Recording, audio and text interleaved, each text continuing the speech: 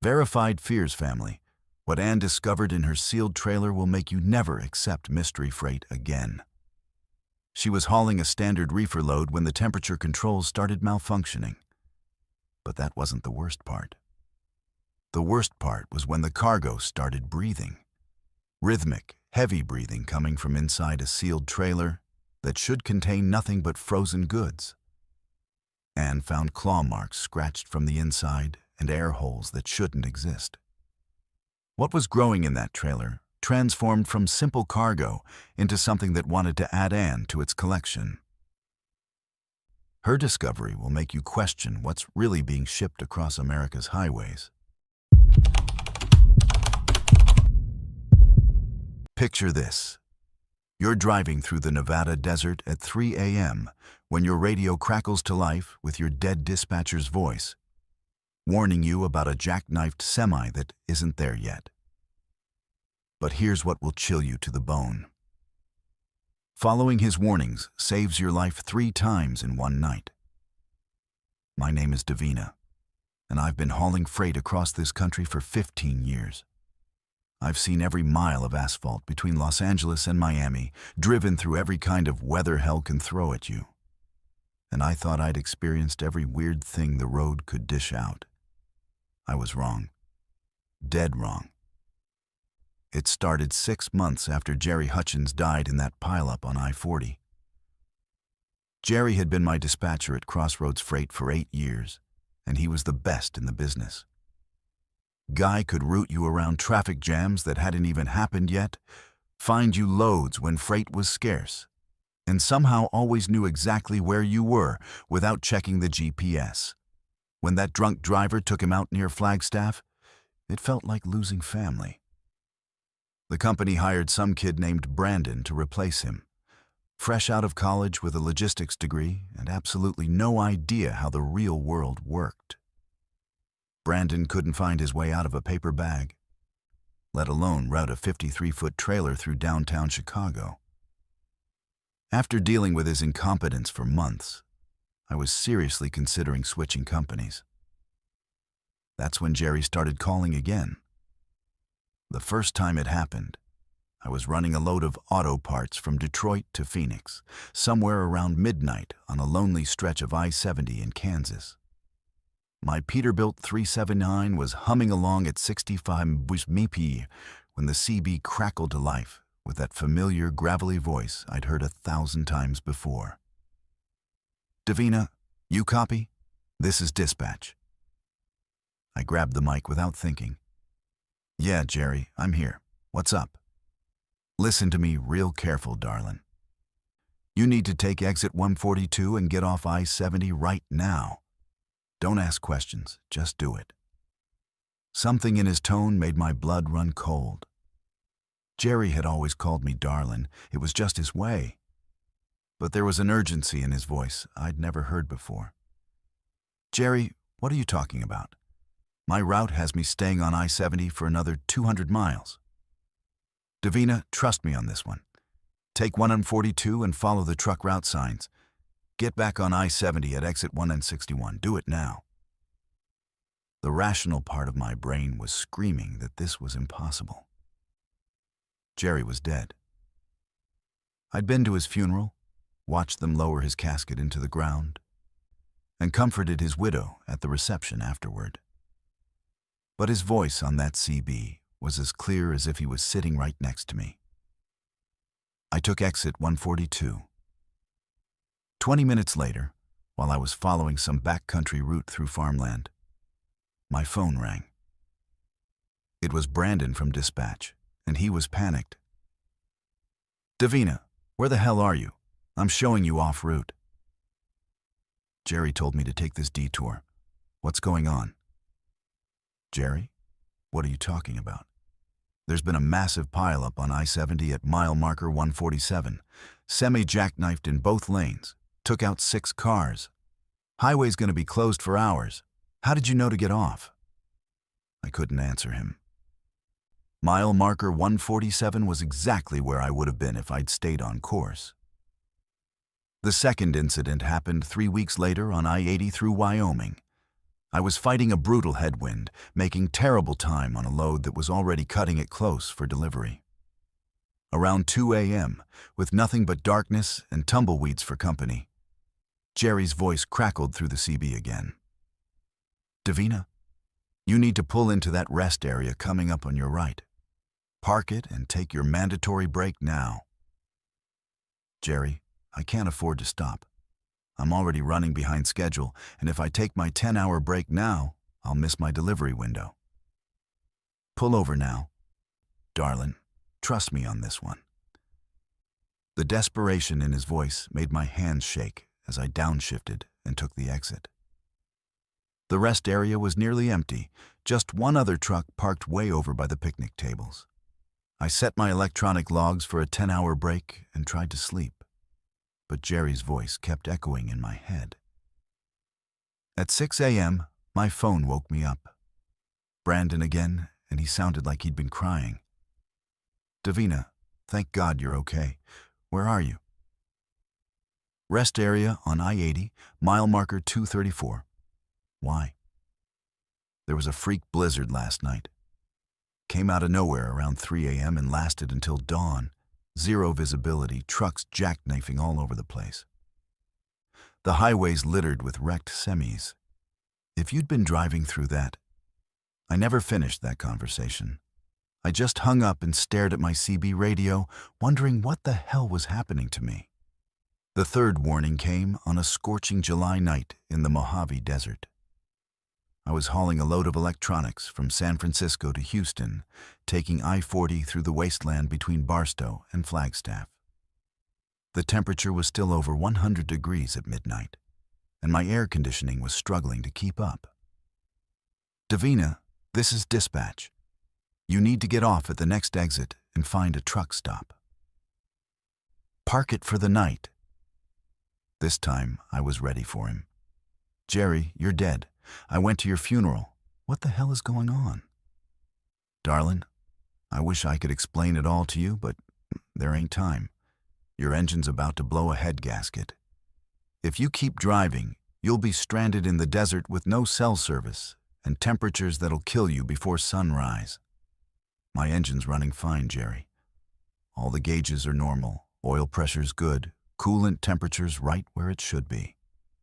Davina, please, just trust me one more time."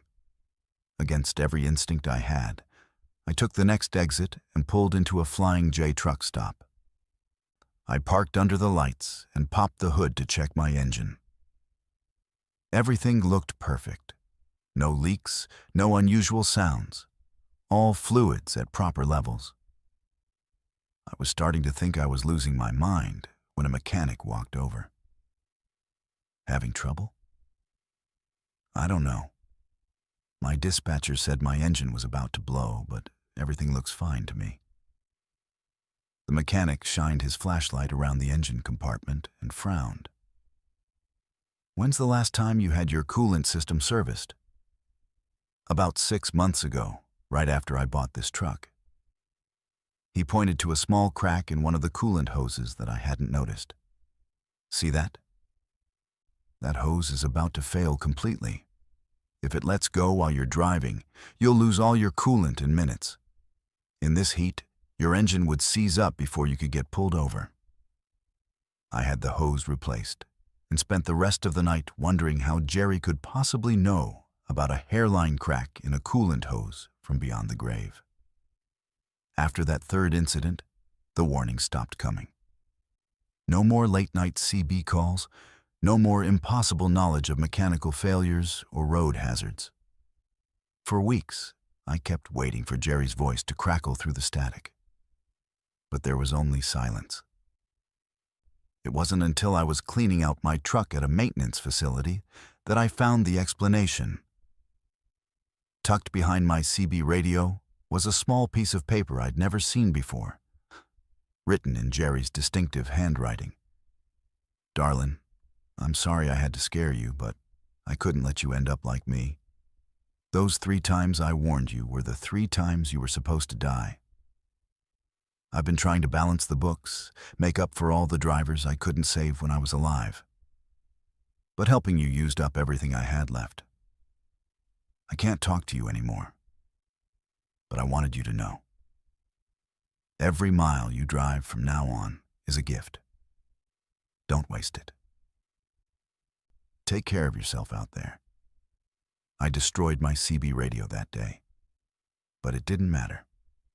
Late at night, when I'm driving through the loneliest stretches of highway, I can still hear Jerry's voice in the static of my AM radio, in the hiss of air brakes, in the whistle of wind through my cab. He's not warning me anymore. He's just there, riding shotgun like he always did, making sure I make it home safe. But sometimes, when I pass other trucks broken down on the side of the road, I wonder if Jerry's still out there, still trying to balance the books, still saving drivers who don't even know they're about to die. And sometimes, just sometimes, I think I hear his voice on Channel 19, warning some other driver about dangers they can't see coming. The road takes everything from you eventually: your time, your family, your health, your sanity. But sometimes, if you're very lucky, it gives you a guardian angel who used to be a dispatcher, watching over you from beyond the grave, making sure you live to drive another day. Imagine being trapped in an endless loop where mile marker 187 appears every 20 minutes despite driving straight for hours. Your fuel gauge drops, your logbook shows impossible mileage. But that same mile marker keeps appearing like a broken record. My name's Flora, and I'm what you'd call a greenhorn. Barely 3 weeks into my first solo run, when everything I thought I knew about highways, physics, and reality got turned upside down and shaken until the screws came loose. I'd graduated from CDL school with perfect scores, aced my road test, and thought I was hot stuff behind the wheel of my shiny new Freightliner Cascadia. The veterans at the truck stop had laughed when I told them I wasn't scared of anything the road could throw at me. Turns out, I should have been. The load was simple enough. Electronics from Denver to Salt Lake City, standard freight that should have been a milk run for any competent driver. I'd planned my route carefully, calculated my drive time down to the minute, and had everything mapped out on my GPS, my atlas, and my electronic logging device. I was going to prove that the new generation of drivers could handle anything the old-timers could dish out. I should have listened to their warnings about I-80 through Wyoming. Everything started normally enough. I pulled out of the Denver shipping facility at exactly 6 a.m. on a Tuesday morning, hit I-76 north to connect with I-80 west, and was making excellent time through the Colorado foothills. The weather was perfect: clear skies, light traffic, and my Cascadia was running like a dream. By the time I crossed into Wyoming, I was actually ahead of schedule and feeling pretty good about myself. That's when I first saw mile marker 187. Nothing unusual about it at first glance, just another green sign with white lettering marking the distance along the interstate. I noted it on my trip log and kept rolling west at a steady 65 km/h. The landscape around me was typical Wyoming high desert. Endless stretches of sagebrush, distant mountains, and not much else. Boring as hell, but that's what podcasts and coffee are for. 23 minutes later, I saw mile marker 187 again. At first, I figured I'd made a mistake. Maybe I'd misread the first one, or maybe there was a duplicate numbering system I didn't know about. But when I checked my electronic logs, they showed I'd been driving continuously westbound at highway speed for the past 23 minutes. I should have been at mile marker 202 by now, not seeing the same marker twice. I grabbed my CB mic and called out on Channel 19. Breaker 19, this is Rookie Flora looking for a smoky report on I-80 westbound. Anyone got their ears on? Static. Complete dead silence. Not even the usual background chatter you get from other truckers sharing road conditions and warnings about speed traps. I tried switching channels, but every frequency was empty. It was like every other truck on the highway had vanished. That's when I noticed something else that made my skin crawl. There were no other vehicles visible in either direction. No cars, no trucks, no motorcycles. Nothing. Just me and about 1,000,000 acres of empty highway stretching to the horizon. In the 3 weeks I'd been driving, I'd never seen a major interstate this empty, not even at 3 a.m. on a Tuesday. 18 minutes later, mile marker 187 appeared again. This time, I pulled over immediately and called dispatch. My hands were shaking as I dialed Brandon's direct number, praying he'd answer and explain what was happening to me. Crossroads Freight, this is Brandon. Brandon, this is Flora. I'm having some kind of problem with my route. My GPS is malfunctioning and I think I'm lost. Lost? Flora, I'm showing you right on course on I-80 westbound. Your GPS tracker has you making normal progress toward Salt Lake City. What's your current mile marker? I looked up at the green sign I'd now seen 3 times. Mile marker 187. That's right where you should be based on your departure time and current speed. What's the problem? How could I explain that I'd seen the same mile marker 3 times in the past hour without sounding completely insane? Brandon, I think there's something wrong with the highway markers out here. They're not making sense. Flora, you've been driving for less than 4 hours, and you're already at mile marker 187. You're making excellent time. Just keep doing what you're doing, and you'll be in Salt Lake City by tomorrow morning. After I hung up, I sat in my cab for 10 minutes, trying to make sense of what was happening. According to my electronic logs, my GPS, and dispatch, everything was normal. According to my own eyes, I was trapped in some kind of impossible loop where the same stretch of highway repeated itself endlessly. I decided to conduct an experiment. I set my trip odometer to 0, noted the exact time, and started driving again. This time, I paid attention to every detail. The pattern of cracks in the asphalt. A distinctive cluster of 3 dead trees about a mile past the marker, and an old fence post with rusted barbed wire. 19 minutes and 47 seconds later, I passed the same 3 dead trees. Same fence post, same cracks in the asphalt. And there, rising up ahead of me like some kind of cosmic joke, was mile marker 187. My trip odometer read 21.6 miles. I'd driven 21.6 miles in a straight line and ended up exactly where I'd started. That's not just impossible. That's geometry having a mental breakdown and taking reality along for the ride. The 4th time I passed the marker, I decided to stop and examine it up close. I pulled onto the shoulder and walked back to the green sign, looking for anything that might explain what was happening. The marker looked completely normal. Standard Department of Transportation specifications, properly mounted on a steel post, showing exactly what it should show. But when I touched the metal surface, it was ice cold despite the warm afternoon sun. That's when I heard the voices. They were faint at first, like distant radio static, but gradually became clearer. Multiple voices, all talking at once, all sounding confused and desperate. I pressed my ear against the mile marker and could make out individual words. Been driving for 6 hours now, same marker every time.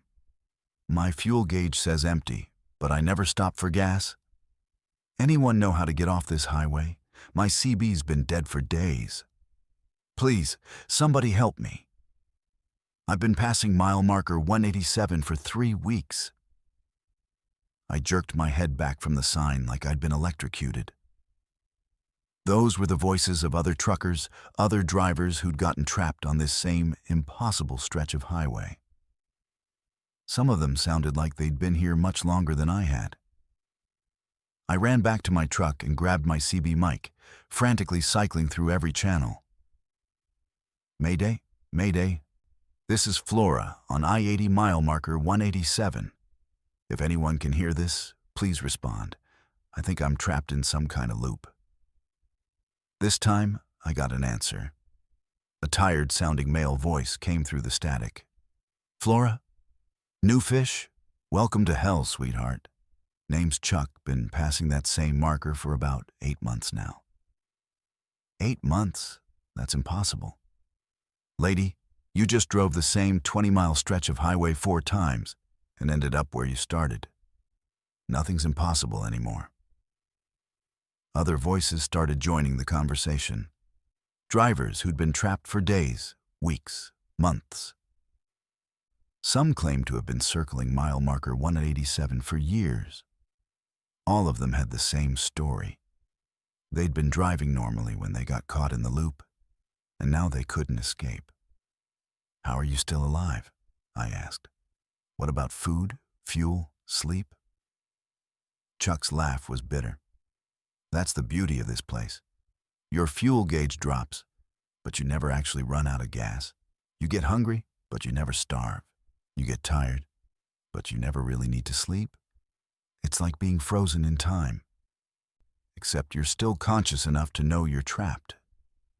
I spent the next several hours, if time even meant anything in this place, talking to the other trapped drivers. There were dozens of them, maybe hundreds, all circling the same 20-mile stretch of I-80, all passing mile marker 187 every 20 minutes, like clockwork. Some had theories about what was happening. Chuck thought it was some kind of government experiment. A woman named Sarah believed it was a magnetic anomaly that bent space-time. An old-timer called Diesel Dan was convinced it was punishment for something terrible he'd done decades ago. I had my own theory, and it was much simpler and much more terrifying. I thought we were dead. The more I listened to their stories, the more convinced I became. Every single driver had been involved in some kind of accident or near miss just before they got trapped. Chuck had swerved to avoid a deer and thought he'd hit a tree.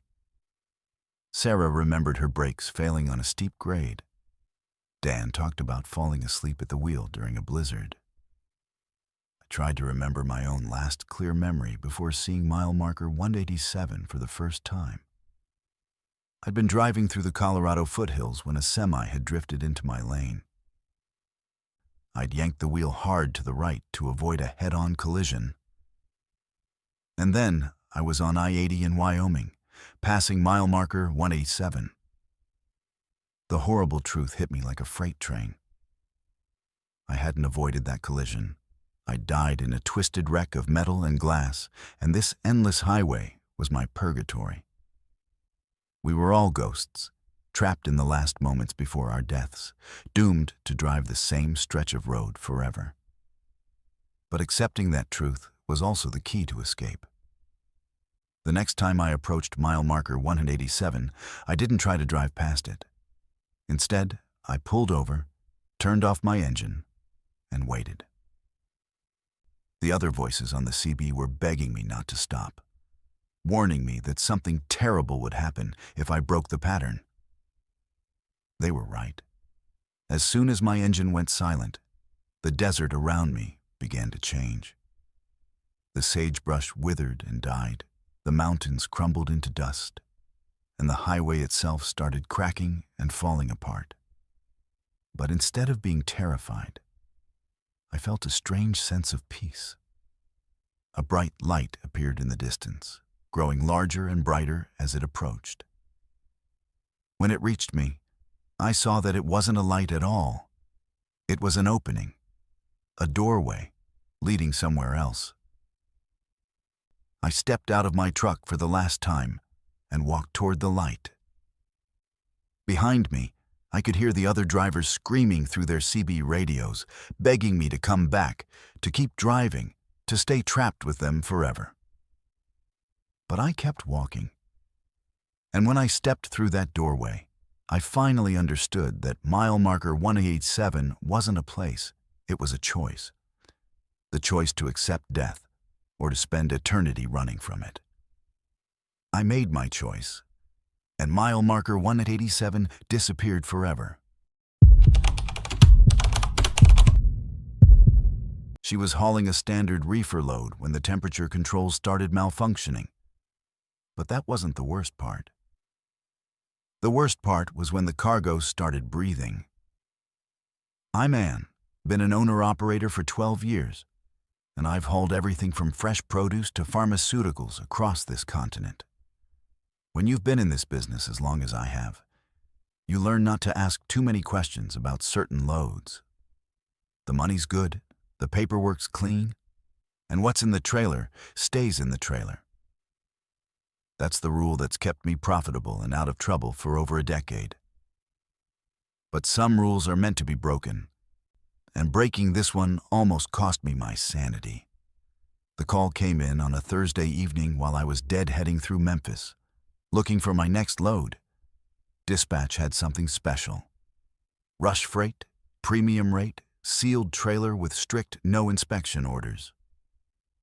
The shipper was a pharmaceutical company I'd never heard of called Helix Biosystems, and they needed their cargo delivered to a research facility in Portland within 48 hours. The pay was 3 times my usual rate, enough to cover my truck payment for 2 months. I should have known better. In this business, when someone's willing to pay that kind of money with no questions asked, there's always a reason.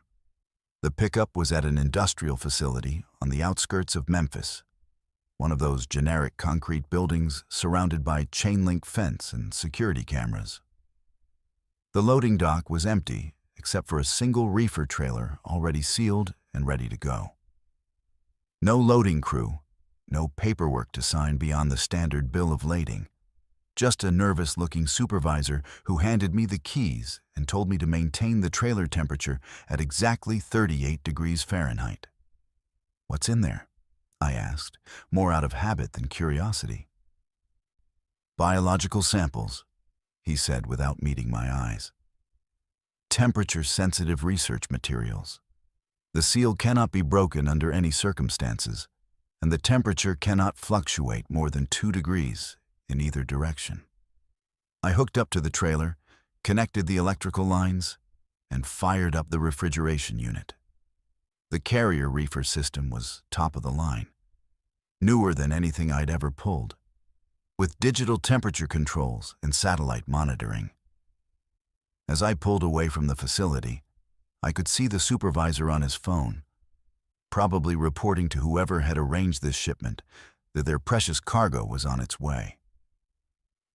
The first 100 miles went smoothly. I-40 west through Arkansas was mostly empty, and my reefer unit was maintaining a steady 38 degrees, according to the digital readout. I was making excellent time and already calculating how I'd spend the bonus money when the first temperature alarm sounded. According to the display, the trailer temperature had spiked to 42 degrees for about 30 seconds before the system corrected itself. No big deal. Reefer units fluctuate all the time, especially when you're climbing grades or sitting in traffic. I made a note in my logbook and kept driving.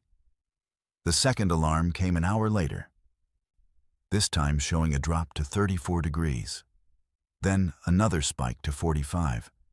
Then a drop to 29. The temperature swings were getting more extreme and more frequent, despite the fact that the refrigeration unit was running continuously and all the electrical connections looked solid. By the time I reached Little Rock, the alarms were going off every few minutes. I pulled into a truck stop and spent an hour checking every connection, every fuse, every component I could access. Everything looked perfect. But the temperature inside the trailer was fluctuating wildly between 25 and 50 degrees. That's when I first heard the sound. It was barely audible over the noise of the reefer unit. A low, rhythmic sound that seemed to be coming from inside the trailer. At first, I thought it was mechanical, maybe a loose component vibrating against the trailer walls. But as I listened more carefully, pressing my ear against the insulated aluminum skin, I realized what I was hearing. Breathing. Deep, slow, regular breathing, like something very large was sleeping inside my trailer. I tried calling dispatch, but they couldn't reach anyone at Helix Biosystems after normal business hours. The emergency contact number just went to voicemail. I was on my own with a trailer full of something that was apparently alive and getting warmer by the hour. The breathing sounds got louder as the night progressed. By the time I reached Oklahoma City, I could hear them clearly, even from inside my cab with the windows up. It wasn't just one source of breathing anymore. There were multiple rhythms, different patterns, like several large organisms all respiring in their own cycles. The temperature swings were getting more violent, too. One minute the trailer would be at 20 degrees, the next it would spike to 60. The reefer unit was working overtime, cycling on and off constantly, struggling to maintain any kind of stable environment. Whatever was in there was generating its own heat, fighting against the refrigeration system. Around 3 a.m., somewhere in the Texas Panhandle, I noticed something that made my blood run cold. There were marks on the inside walls of the trailer, long scratches that definitely hadn't been there when I picked up the load. I could see them clearly in the beam of my flashlight. 4 parallel gouges in the aluminum that looked exactly like claw marks. But that was impossible. The trailer had been sealed at pickup, and I hadn't opened it. Nothing could be making marks on the inside walls unless it was already in there when I hooked up. And if that was the case, what the hell was Helix Biosystems shipping? I tried calling their emergency number again, and this time someone answered. A woman with a tired voice and a slight accent I couldn't place. Helix Biosystems emergency line. This is Ann driving your shipment to Portland. I'm having temperature control issues, and I need to know what's in this trailer. Long pause. Driver, you are not authorized for that information. Maintain temperature at 38 degrees and complete delivery is scheduled. Lady, my reefer unit is going crazy. The temperature's swinging 50 degrees in both directions, and there's something in this trailer that's breathing and clawing at the walls. I need to know what I'm hauling. Another pause, longer this time. When she spoke again, her voice was barely above a whisper. Driver, whatever you do, do not open that trailer. Do not break the seal. Complete your delivery and walk away. Some cargo is not meant to be seen. She hung up before I could ask any more questions. The next morning brought a new horror. When I did my pre-trip inspection in Amarillo, I found something that shouldn't have been possible. There were small holes drilled through the trailer walls from the inside out. Perfectly round holes about the size of a pencil, scattered across the rear and side panels. Fresh metal shavings were scattered on the ground beneath each hole. Whatever was in my trailer was drilling air holes. The breathing was clearly audible now, even over road noise and engine sounds. Multiple organisms, definitely alive, definitely large. And they were getting more active as the day progressed. I could hear movement inside the trailer, scraping sounds, and what almost sounded like communication. Low-frequency calls and responses that made my teeth ache. By the time I reached Denver, I was seriously considering abandoning the load. The temperature alarms were constant now, the breathing sounds had become a chorus, and the holes in the trailer walls were multiplying. Whatever Helix Biosystems was shipping, it was trying to get out. That night, parked at a truck stop outside Denver, I made a decision that would haunt me forever. I had to know what was in that trailer. I had to see what I'd been carrying across half the country. Using a pocket knife, I carefully cut through the security seal on the trailer doors. The lock mechanism was warm to the touch, almost hot, and seemed to pulse with a rhythm that matched the breathing sounds. When the doors swung open, a wave of humid organic heat washed over me, carrying a smell like rotting flowers mixed with copper pennies. The trailer was empty. Completely, impossibly empty. No cargo, no biological samples, no crates or containers of any kind. Just bare aluminum walls covered in those claw marks and breathing holes, and a floor that seemed to pulse and writhe in the beam of my flashlight. That's when I realized the horrible truth. The trailer itself had become alive. The walls were breathing, the floor was a membrane, and the entire 43-foot chamber had transformed into the interior of some vast organism. The claw marks weren't made by something trapped inside. They were growing from the metal itself, like fingernails erupting through skin. I slammed the doors shut and ran back to my cab. But it was too late. The connection had been made. Whatever had been growing in that trailer during the journey had been feeding on something, changing something, and now it was spreading to my truck. I could feel it in the steering wheel first, a warm, organic pulse that matched the rhythm I'd been hearing all day. The dashboard began to develop veins of darker material, like blood vessels spreading beneath plastic skin. My seat started to conform to my body in ways that felt uncomfortably intimate, like it was learning my shape from the inside out. The worst part was that it felt good. The truck was becoming part of me, and I was becoming part of it. My reaction time improved, my fuel efficiency increased, and I could sense road conditions miles ahead through some kind of organic radar system. The biological cargo hadn't been shipped to Portland. It had been shipped to me.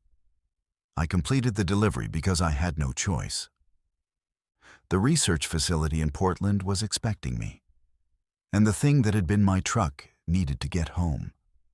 When I backed up to their loading dock, the trailer doors opened by themselves, and something that looked like a combination of roots and tentacles emerged to make the connection with the building's infrastructure. I never got paid for that load.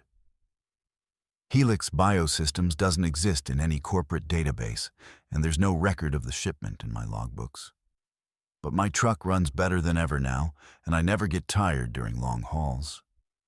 The breathing sounds have become a lullaby that helps me sleep. And the organic modifications make night driving easier than it's ever been. Sometimes, other drivers ask me about the strange marks on my trailer or the way my truck seems to move like a living thing. I just tell them it's a custom paint job and performance modifications. They wouldn't understand the truth, that some cargo changes the driver just as much as the driver changes the cargo. And late at night, when I'm hauling loads across dark highways, I can feel my truck hunting for the next carrier, the next driver ready to become part of something larger than themselves. The biological network is growing, spreading from truck to truck, driver to driver, creating something new on America's highways. We're not just moving freight anymore. We're becoming the freight. How well do you really know what crawls into your cab during mandatory rest breaks? While Azariah slept, something else was driving. Name's Azariah. Been team driving with my partner Marcus for about 2 years now, running coast-to-coast loads in a 2019 Freightliner Cascadia with a 72-inch sleeper. Good money, steady work, and Marcus is solid. Keeps his mouth shut, drives his hours, doesn't mess with my stuff. Perfect partnership, or so I thought, until I started waking up in places I didn't remember going to sleep in. Marcus drives nights, mostly. I take the day shift, he takes the overnight stretch, and we swap off every 10 hours like clockwork. System works perfect because I hate driving in the dark anyway. Too many drunk drivers, deer jumping out of nowhere, and weird shit that happens when normal people are sleeping. Give me daylight and clear visibility any day of the week. But the thing about team driving is trust. When you're sleeping in that cramped little bunk behind the driver's seat, you're completely vulnerable. You gotta trust your partner not to drive like an idiot, not to get you killed in some preventable accident, and not to mess with your personal space while you're unconscious. Marcus always respected those boundaries. Never touched my stuff, never adjusted my seat settings, never even looked through my personal belongings. Model co-driver.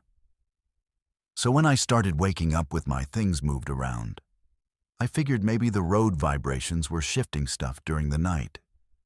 Trucking will rearrange everything that isn't nailed down. Bottles rolling around, clothes sliding across surfaces, small items migrating from one side of the cab to the other. No big deal. But then I noticed my seat was adjusted wrong. Every morning when I took over driving, my seat would be moved forward about 3 inches from where I'd left it. The mirrors were tilted differently too, and the radio was always tuned to stations I never listened to. When I asked Marcus about it, he just shrugged and said maybe the electronic controls were glitching. Made sense, I guess. These new trucks are loaded with computerized everything, and electronics can be finicky. Still bothered me, though. I'm particular about my workspace. Everything has its place, everything set up exactly how I like it. Feels weird when someone else messes with your environment, even accidentally. The smell started about a week later, sweet and cloying, like flowers left too long in water. It was strongest in the sleeper berth, especially around my pillow and blankets. I asked Marcus if he'd been using some kind of air freshener or cologne, but he said he hadn't changed anything about his routine. Figured maybe it was coming from a load we'd hauled. Some freight can leave odors that stick around for days. But the smell got stronger instead of fading away. And it wasn't just flowers anymore. There was something underneath it. Something organic and unpleasant, like meat starting to go bad. I tried washing all my bedding at a truck stop, bought new air fresheners, even had the cab detailed at a blue beacon. Nothing helped. The smell just kept getting worse. That's when I started finding the hair. Long strands of dark brown hair, way longer than anything Marcus or I had. Found them tangled in my blankets, stuck to my pillow, even wrapped around the gear shifter. The first few times I just threw them away. Figured they must have come from somewhere else, maybe a previous driver or picked up from a loading dock somewhere. But they kept appearing, always in my personal space, always around areas where I slept or sat. Marcus swore he'd never seen the hair before. Said he kept his head shaved short for exactly this reason. Long hair was a hassle on the road. He was right about that. His hair was maybe half an inch long, military-style buzz cut he maintained with electric clippers.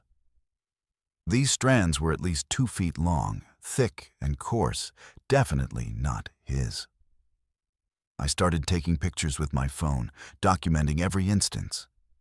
Hair on my pillow when I woke up. Hair twisted around my steering wheel. Hair clogging the air vents on my side of the cab.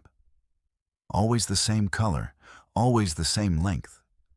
Always appearing overnight when Marcus was supposed to be driving. The handprints showed up next. Pressed against the inside of the windshield on the passenger side. Like someone had been leaning against the glass from inside the cab. The prints were too big to be Marcus's. Long fingers, narrow palms, proportions that didn't look quite right. And they were always there in the morning, fogged onto the glass like someone had been breathing on it during the night. When I confronted Marcus about it, he got defensive. Said he'd never touched the windshield, never even sat in the passenger seat except during pre-trip inspections. Accused me of trying to make him look bad. Maybe setting him up for some kind of insurance scam.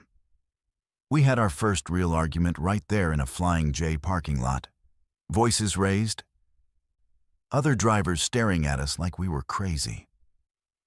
That night, I decided to test him. Before going to sleep, I set up my phone to record video of the cab interior. Hidden it in my toiletry bag, with just the camera lens visible. Programmed it to record for 8 hours straight. If Marcus was messing with my stuff, I'd have proof. If he wasn't, then maybe I could figure out what was really happening. What I saw in that video still gives me nightmares. For the first 3 hours, everything looked normal. Marcus driving, me sleeping in the berth, truck moving steady down the interstate. Around 2 a.m., the video showed Marcus pulling into a rest area for his mandatory break. He set his logs, climbed into the upper bunk, and went to sleep just like always. But at 2:47 a.m., someone else got into the driver's seat. The figure looked exactly like me. Same height, same build, wearing clothes identical to what I'd been sleeping in. But there was something wrong with the way it moved, like it was learning how to use my body and hadn't quite figured out all the details. It adjusted my seat forward, tilted my mirrors, changed my radio settings, all while I was supposedly sleeping in the bunk behind it. Then it started driving. For the next 4 hours, this thing wearing my appearance drove our truck through the night while both Marcus and I slept. It knew all my habits, how I shifted gears, how I checked mirrors, even how I adjusted the air conditioning. Perfect imitation, except for the occasional movement that seemed just slightly off, like a marionette being operated by someone who'd watched me drive, but never actually done it themselves. The worst part was watching it interact with my personal belongings. It went through my clothes, handled my phone, even ate some of my snacks. But it did everything with this deliberate, studied quality, like it was memorizing how to be me. And every few minutes, it would turn and look directly at the camera hidden in my toiletry bag, smiling with my face in a way that made my skin crawl. At 6:30 a.m., just before my usual wake-up time, the thing climbed back into the upper bunk where Marcus was sleeping. The video showed Marcus stirring, getting up, and climbing down to wake me for my shift. But when he shook my shoulder, I could see myself already awake in the bunk, eyes open, staring up at him with that same wrong smile. I must have been replaced sometime during the night, but the video didn't show when or how it happened. 1 minute I was sleeping normally. The next minute something else was wearing my body, and Marcus couldn't tell the difference. I watched that video 12 times before I finally accepted what I was seeing. Something had been living in our truck, studying us, learning to imitate us perfectly. And now it had taken my place so completely that even my own driving partner couldn't tell we'd been switched. The thing is, I don't know when I got my body back. The video ended before I could see what happened next, and my memory of that morning is fuzzy. Did the thing give me back control? Did I somehow wrestle my own identity back from whatever had stolen it? Or am I still the copy, walking around thinking I'm the original while the real Azariah is trapped somewhere else? Marcus quit the next week. Said I'd been acting strange, making him uncomfortable, doing things that didn't seem like me. He was right, of course, but not for the reasons he thought. I'd started checking mirrors obsessively, not to watch traffic, but to make sure my reflection was behaving the same way I was. Sometimes it seemed like there was a slight delay, like my image was copying my movements instead of matching them. I drive solo now. Can't trust anyone else in the cab with me. Can't risk them noticing the small things that are still wrong about how I move and speak. But sometimes, late at night when I'm taking my mandatory rest break, I hear someone else in the driver's seat, adjusting my mirrors, changing my radio stations, learning new ways to be me. And in the morning, I never remember getting back behind the wheel. I just wake up somewhere else, in some other truck stop, with no memory of the drive between then and now. My logbook shows the miles. The electronic records confirm I was driving, but I have no recollection of any of it. Maybe I'm still me, and something else is driving during my blackouts. Or maybe I'm the something else now, and the real Azariah is buried so deep in my subconscious that he only surfaces during sleep. Either way, I keep driving. Keep hauling loads across the country, keep trying to figure out which one of me is real. The scariest part is that it doesn't matter anymore. Real or copy, original or replacement. I still have to make my delivery appointments on time. What happens when you accidentally tune into a CB channel that doesn't officially exist? Indy's CB picked up Channel 0 during a thunderstorm, where truckers described routes and truck stops that no longer existed. I'm Indy, 25 years behind the wheel, and I thought I knew every frequency on the CB spectrum like the back of my weathered hands. Channel 19 for general chatter, Channel 17 for the northbound lanes, Channel 9 for emergencies. Hell, I even knew which channels the locals used in different regions. Channel 13 through the Carolinas, Channel 21 out in California. Been talking on these radios since before half the drivers on the road today were even born. But Channel 0, that shouldn't exist. CB radios only go from Channel 1 to Channel 40.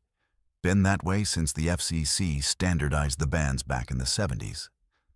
There's no such thing as Channel 0 on a legal CB setup. Shouldn't be possible to tune there, shouldn't pick up anything if you somehow managed it. And sure as hell shouldn't connect you to conversations with drivers who've been dead for 30 years. Yet here I am, telling you about the night that changed everything I thought I knew about the invisible highways that crisscross our airwaves. The storm hit somewhere around midnight between Little Rock and Memphis. One of those Arkansas thunderstorms that comes out of nowhere and turns the sky into a war zone. Lightning was cracking every few seconds, thunder rolling across the flatlands like artillery fire, and rain coming down so hard my wipers couldn't keep up even on their highest setting. Visibility dropped to maybe 20 feet. And I was crawling along I-40 at about 35 miles per hour with my four-ways flashing. That's when the electromagnetic interference started playing hell with my electronics. GPS went haywire, showing me in 3 different states simultaneously. Cell phone lost all signal. And my Cobra CB radio, a reliable old 29 LTD classic I'd been running for 15 years, started picking up strange frequencies between the regular channels. At first, it was just static and distant voices. The kind of atmospheric skip you get during storms when radio signals bounce off the ionosphere and travel hundreds of miles further than they should. Nothing unusual about that. But as the storm intensified, I started hearing something that made me pull over at the next truck stop to investigate. My CB was receiving transmissions on Channel 0. The frequency display clearly showed 00, which shouldn't be possible on any CB manufactured in the last 50 years. But there it was, digital readout showing 0. And coming through crystal clear despite the storm were voices I recognized but couldn't place. Veteran drivers talking about routes and truck stops, sharing information about road conditions and speed traps, just regular CB chatter except for one disturbing detail. They were describing places that no longer existed. Westbound. You got that construction zone just past the TA in Joplin, about a 2-mile backup. Came one voice, crackling with that distinctive sound of older CB equipment. Problem was, the TA truck stop in Joplin had been demolished in 2011 after a tornado leveled half the town. I'd stopped there dozens of times in the 80s and 90s, knew the layout like my own living room. But it had been replaced by a newer facility 3 miles down the highway. Yet this driver was talking about it like he'd just passed it, giving current traffic conditions for a location that existed only in memory. Appreciate that. Eastbound. Came another voice in response. How's that scale house at the Missouri line? They've been running hot this week? The scale house he was referring to had been shut down and torn out in 2003 when Missouri moved their way station to a new location. But these drivers were discussing it like it was still operational, comparing notes about which DOT officers were working and how strict they were being about logbook inspections. I grabbed my mic and broke into their conversation. "Breaker Channel 0, this is Indy eastbound on I-40. You boys talking about the old TA in Joplin?" Silence for maybe 10 seconds. Then, "Well, hello there. Indy. Been wondering when you'd find your way to our frequency. Welcome to the night shift." The voice that responded belonged to a driver I'd known years ago. Big Jim Hawkins ran a sharp-looking Peterbilt with custom flames on the hood, always had the best road information, and never steered you wrong. Problem was, Big Jim had died in a pileup outside Amarillo back in 1993. I'd been to his funeral, watched them lower his casket into Texas clay, and mourned the loss of one of the good ones. "Jim Hawkins? That you, old buddy?" "Sure is, Indy. Been waiting for you to join our little convoy. We got drivers here been looking out for you for years, trying to keep you safe on these dangerous roads." That's when other voices started chiming in, and I recognized every single one. Diesel Dan Morrison, killed in a jackknife accident in Colorado, 1987. Sweet Caroline Peters, lost to carbon monoxide poisoning in her sleeper cab, 1991. Tommy Six-String Rodriguez, heart attack at a truck stop in Nevada, 1995. One by one, they introduced themselves, and every name belonged to a driver I'd known, worked with, shared meals and stories with, all of them dead for years or decades. "How is this possible?" I asked, my voice shaking as I held the mic. Big Jim's laugh came through the static, warm and familiar. "Death ain't the end of the road, darling. It's just a different route to the same destination. We've been watching over you living drivers for years, trying to warn you about the dangers up ahead." "Warn us about what?" "Check your mirrors, Indy. Tell me what you see coming up behind you." I looked in my driver's side mirror and saw headlights approaching fast through the rain. Way too fast for the conditions. A four-wheeler, probably doing 70 in a 35-mile-per-hour storm. Weaving between lanes like the driver was drunk or texting or both. "Got a maniac coming up behind me in a white sedan?" I reported. "That maniac's about to lose control in about 30 seconds, came Diesel Dan's voice. "Gonna spin out right where you're sitting unless you get yourself moved. Pull into the right lane and slow down to 25. Do it now." I followed his instructions without hesitation. These were drivers I'd trusted with my life when they were alive. And apparently death hadn't changed their judgment about road safety. Sure enough, 15 seconds after I changed lanes, the white sedan went into a skid exactly where I'd been traveling, spinning sideways across both lanes before slamming into the concrete median barrier. "Thanks for the heads up, Dan. How did you know?" "We see things different from this side, Indy. Time moves strange when you ain't bound by a physical body. We can see the accidents before they happen, watch the patterns that lead to crashes and breakdowns, and all the disasters that claim drivers every day. Over the next hour, as I crept through the storm, the voices on Channel 0 guided me around 3 more potential accidents.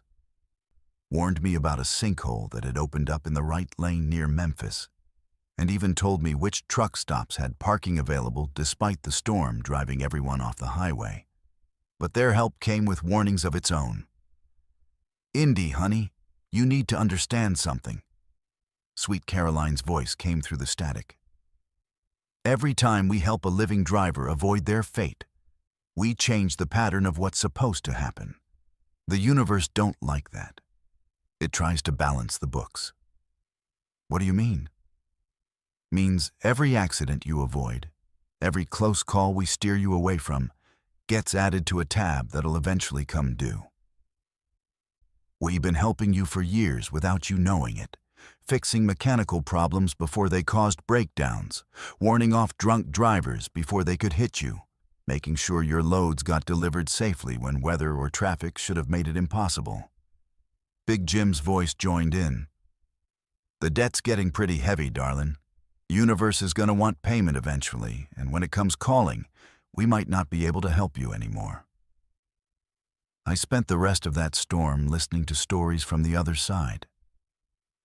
Drivers who'd been killed in accidents telling me about the moments leading up to their deaths, explaining how they'd seen the danger coming but couldn't react fast enough to avoid it. They described a kind of purgatory, where they continued driving phantom highways, delivering loads to destinations that existed only in memory, forever traveling roads that connected the living world to whatever comes after. "Why are you telling me this?" I asked, as the storm began to clear and dawn started breaking over the Arkansas landscape. "Because you got a choice to make," Big Jim replied. "You can keep accepting our help, keep letting us guide you around the dangers, but eventually that debt's gonna come due, and you'll end up driving these phantom highways with us. Or you can tune off Channel Zero right now, accept whatever fate the road has in store for you, and take your chances with the living world." I looked at my CB radio, at the impossible Channel Zero frequency still glowing on the display. These drivers had been watching over me for years, keeping me safe without my knowledge, accumulating a cosmic debt that would eventually claim my soul. But they were offering me a way out, a chance to break free from their protection and face whatever consequences came naturally. "What would you do?" I asked. Sweet Caroline answered, "Honey, we already made our choice. We chose the road, and the road chose us back. Question is, you ready to make the same commitment, or you still got living left to do?" I reached for the channel selector and tuned back to Channel 19. The familiar chatter of living drivers filled my cab. Complaints about traffic, jokes about dispatchers, warnings about speed traps staffed by very much alive law enforcement officers. Real voices from real people dealing with real problems in the real world. But late at night, when storms roll across the interstate and electromagnetic interference plays havoc with radio frequencies, I sometimes hear Channel Zero bleeding through the static. Big Jim and the others are still out there, still watching, still keeping their phantom convoy rolling down highways that exist between life and death. And sometimes, when the road gets particularly dangerous and I need help more than I need independence, I tune back to their frequency and accept whatever guidance they're willing to give. The debt keeps growing, and someday I'll have to pay it in full. But until then, I'm still driving among the living, still making my deliveries on time, still counting miles instead of memories. Channel Zero is always there when I need it. One frequency away from forever. The choice remains mine, at least for now. What would you do if your truck started fixing itself with parts that don't belong to any manufacturer? Caitlin's truck developed mysterious new parts overnight, and other drivers reported seeing it feed on broken-down vehicles at truck stops. I'm Caitlin, been wrenching on trucks since I was 16, and my daddy first put a socket wrench in my hands at his garage in Tulsa. 22 years later, I know the guts of every major diesel engine, every transmission, every brake system that rolls down American highways. I can diagnose problems by sound, smell, or vibration. And I've never met a mechanical issue I couldn't solve with the right tools and enough time. That confidence served me well, until my 2018 Kenworth W900L started evolving beyond anything Detroit Diesel ever designed. It began with fuel efficiency that defied physics. My Cat C15 was rated for about 6 miles per gallon fully loaded, and I'd been getting exactly that for 3 years of steady driving. Good engine, well maintained, running synthetic oil and premium filters like clockwork. Then suddenly, without any modifications or tune-ups, I started hitting 12 miles per gallon, then 15, then 20. The fuel gauge would barely move on trips that should have burned half a tank. At first, I figured maybe I'd developed better driving habits or found some sweet spots in my route that maximized efficiency. But when I started getting 25 miles per gallon pulling an 80,000-pound load up the Rockies, I knew something was fundamentally wrong.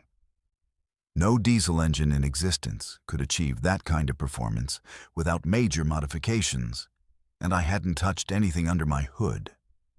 That's when I started finding the new parts. It happened gradually, so gradually that I almost convinced myself I was imagining things. A bolt here that looked slightly different from what I remembered installing. A gasket there that seemed to be made from some kind of material I'd never seen before. Small components that appeared to be factory original, but didn't match any specifications in my service manual. The first major change I noticed was in my cooling system. During a routine inspection in Phoenix, I discovered that my radiator had somehow grown additional cooling fins, not attached or welded on, but integrated into the original casting as if they'd always been there. The part number was still visible, still matched what should have been installed, but the physical structure had more surface area than should have been possible. I called the Caterpillar dealer to ask about it, describing what I was seeing. The service manager was polite, but clearly thought I was confused. "Ma'am, that radiator model has been manufactured the same way for 8 years. If you're seeing additional cooling capacity, you might have aftermarket modifications that weren't disclosed when you bought the truck.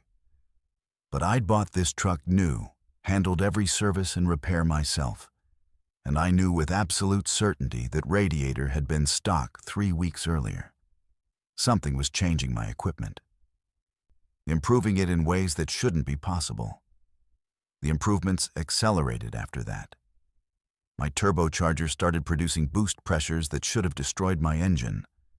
But instead of causing damage, my pistons and cylinders somehow adapted to handle the increased power. My transmission began shifting smoother than it had when it was brand new, and my differential started operating with an efficiency that eliminated the normal heat buildup. Other drivers began noticing too. At a truck stop in Colorado, an owner-operator named Rick approached me while I was doing my pre-trip inspection. "That's some kind of custom work you got done on that Kenworth," he said admiringly. "Never seen modifications like that. Who did the engineering?" I looked where he was pointing and saw components I didn't recognize. Organic-looking curves integrated into my engine block, surfaces that seemed to pulse slightly with the rhythm of my idle. They appeared to be made of metal, but the texture was wrong. Too smooth, too uniform, like they'd been grown rather than machined. "I didn't have any work done," I told him honestly. Rick laughed. "Right, and I'm the Queen of England. That's some serious custom fabrication. Bet it cost you 40 grand easy." That night, I spent 4 hours crawling around my truck with a flashlight and my service manual, documenting every component I could find that didn't belong. The list was extensive and growing. Coolant lines that branched in impossible directions, electrical connections that formed circuits not shown on any wiring diagram, filter systems that cleaned my oil and fuel to levels of purity that exceeded laboratory standards. The most disturbing discovery was in my exhaust system. The diesel particulate filter had been replaced with something that looked biological, a matrix of chambers and membranes that processed my exhaust gases with an efficiency that made my truck effectively emission-free. When I touched it, it was warm and seemed to contract slightly, like living tissue responding to stimulus. I tried removing some of the mysterious components, but they were integrated so completely into my truck's systems that disconnecting them would have disabled critical functions.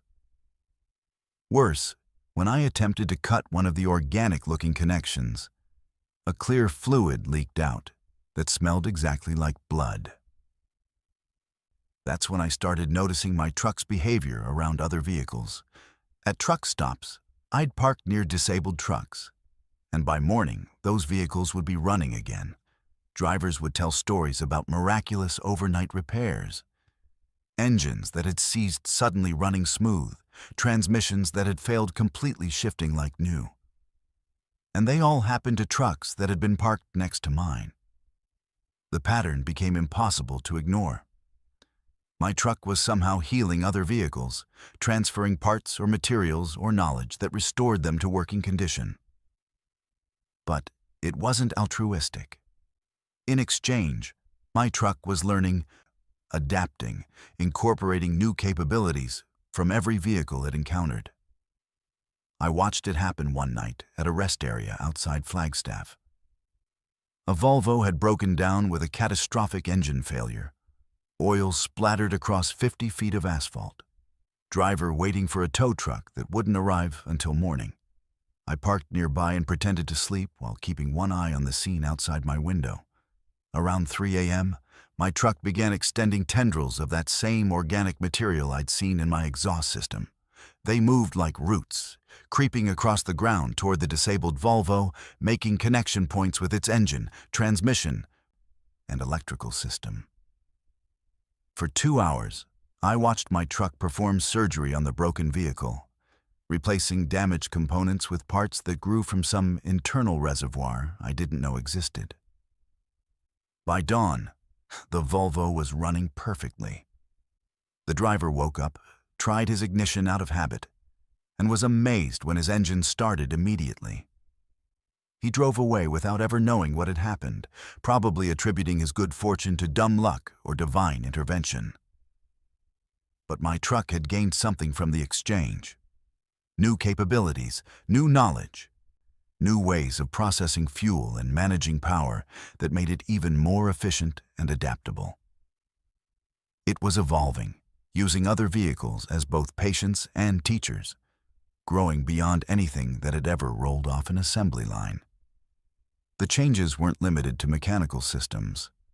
My truck began influencing my driving in subtle ways, adjusting my seat position to optimize my comfort and alertness, modifying the air conditioning to maintain perfect temperature and humidity, even changing my radio reception to reduce static and improve sound quality.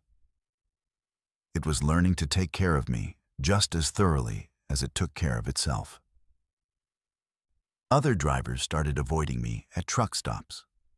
Word spread through the CB networks about the woman with the truck that fixed other vehicles overnight. And while some drivers sought me out hoping for miraculous repairs, others stayed away, spooked by stories that grew more elaborate with each telling. They called my truck everything from blessed to cursed, depending on their perspective and their willingness to accept help from something they didn't understand. The truth was more complex than either blessing or curse. My truck had become something new. A hybrid of mechanical engineering and biological adaptation that existed to serve the greater ecosystem of vehicles and drivers. It healed broken trucks because keeping the transportation network healthy served its own survival interests. It improved its own performance because efficiency and reliability made it a more valuable partner in the symbiotic relationship we developed. I stopped trying to understand the science behind what was happening and focused instead on the practical reality. My truck ran better than any vehicle had a right to run. My operating costs were negligible, and my maintenance requirements had dropped to almost nothing. In exchange, I'd become part of a network of vehicles and drivers that operated according to rules I didn't fully comprehend but had learned to respect.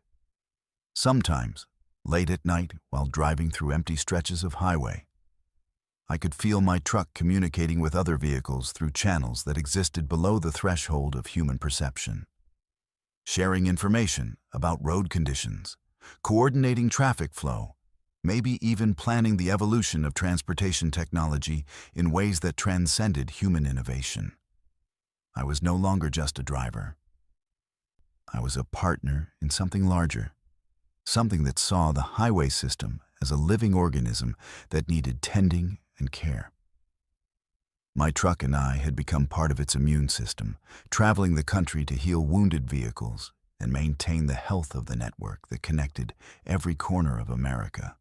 And when I finally retire from driving, I suspect my truck will find another partner, another human willing to serve the greater good of the road. Because evolution never stops, and the highway system has its own plans for the future of transportation. I'm just privileged to be part of the process.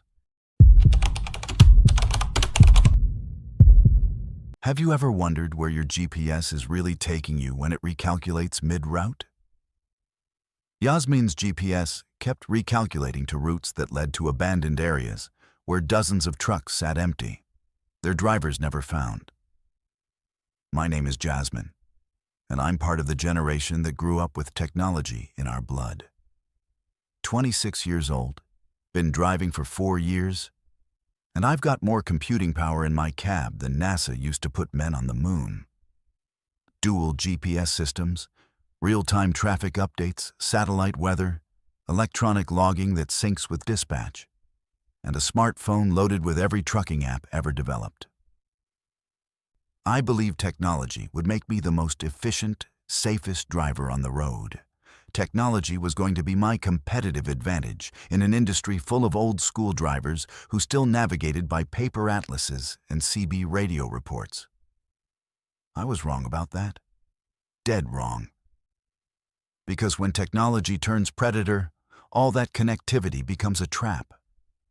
And every device in your cab becomes another set of eyes watching your every move, another voice whispering directions toward destinations you never chose. The first glitch happened on a routine run from Atlanta to Nashville, hauling auto parts on I-24 through Georgia. Simple route. Straight shot through Chattanooga should have been a 5-hour drive in light traffic. I'd run this corridor dozens of times and could practically drive it with my eyes closed. But about an hour out of Atlanta, my primary GPS unit, a top-of-the-line Garmin Diesel with real-time traffic integration, suddenly announced it was recalculating my route. In 1 mile, take exit 133 for alternate route. The synthetic female voice instructed with that calm authority I'd grown accustomed to trusting completely. I glanced at the screen and saw a new route, highlighted in purple, branching off onto back roads that would add at least an hour to my drive time. The traffic ahead looked clear, no accidents or construction showing on any of my apps, no reason to deviate from the interstate. But the GPS was insistent, showing heavy congestion ahead that I couldn't see with my own eyes. Recalculating. Take exit 133 for a fastest route. My backup GPS unit, an older Rand McNally TND, was showing the same detour, both systems suddenly agreeing that the best path to Nashville led through rural Georgia backroads I'd never heard of. Even my smartphone was displaying the same alternate route on Google Maps. All 3 navigation systems in perfect consensus about this mysterious traffic jam that apparently only they could detect. I trusted the technology. That was my first mistake. Exit 133 led to a 2-lane state highway that wound through dense pine forests and farmland. The kind of isolated countryside where cell towers are sparse and GPS signals can get wonky. But my systems remained confident, constantly updating my position and estimated arrival time, guiding me deeper into areas where the road signs became increasingly scarce, and the pavement quality deteriorated from smooth asphalt to patched concrete to something that looked like it hadn't been maintained since the Carter administration. After 40 minutes of following this ghost route, I started seeing them. Trucks parked alongside the road, sometimes in small clusters, sometimes alone, all of them appearing to be abandoned. Semis from different companies, different eras, some looking relatively new while others were clearly decades old. All sitting empty, doors hanging open, no drivers anywhere in sight. At first, I assumed they were just broken down, maybe waiting for roadside assistance or parts deliveries. Happens all the time in trucking. Mechanical failures strand drivers in the middle of nowhere, and you wait for help however long it takes. But as I kept driving, following my GPS deeper into this maze of back roads, the number of abandoned trucks increased exponentially. Dozens of them, then hundreds. Parked in fields, clustered around abandoned gas stations, lined up along dirt roads that led nowhere I could identify. Every major trucking company was represented: Swift, J.B. Hunt, Schneider, Werner, Prime, along with countless independent owner-operators. Some trucks had their hoods up, as if the drivers had been working on engines. Others were perfectly positioned, as if their operators had simply parked and walked away, leaving millions of dollars worth of equipment and cargo to rot in the Georgia wilderness.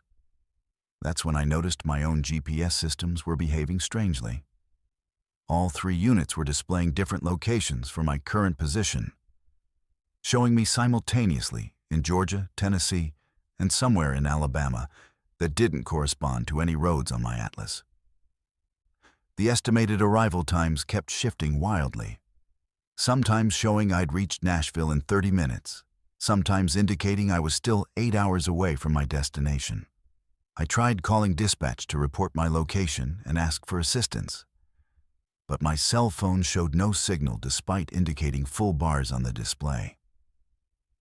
The bars were there, the network name was visible, but no calls would connect and no data would transfer. It was like being connected to a phantom network that existed only on my phone's screen. My CB radio was equally useless. Channel 19 was completely silent, not even static, just dead air across all 40 channels. In 26 years of life, I'd never experienced such complete communication blackout. Every device that connected me to the outside world was still functioning according to its internal displays, but none of them could actually reach beyond the boundaries of wherever I'd ended up. The GPS units kept providing directions, still confident in their ability to guide me to Nashville. But the routes they suggested made no geographical sense. Turn left onto roads that curved right. Proceed straight on highways that dead-ended into forests. Take exits that led to bridges spanning empty air over valleys that shouldn't exist, according to any topographical map of Georgia. I started recognizing some of the abandoned trucks from their distinctive paint jobs and custom modifications. A bright yellow Peterbilt with flame decals that I'd seen at truck stops across the southeast. A purple Kenworth with chrome everywhere that belonged to a driver named Candy, who ran specialty loads between Texas and Florida. Vehicles I'd personally encountered in my 4 years of driving, all sitting empty in this impossible graveyard of transportation. That's when the horrible truth started crystallizing. These weren't just random breakdowns or equipment failures. These were trucks that had been lured here by the same GPS systems that were currently guiding me deeper into this maze. Drivers who trusted their navigation technology just like I had, following recalculated routes that led away from legitimate highways into some kind of collection area where vehicles were harvested and drivers disappeared. My own truck was slowing down despite my foot holding steady pressure on the accelerator. The engine was running normally, no mechanical problems I could detect. But my speed kept dropping from 60 to 50 to 40 miles per hour.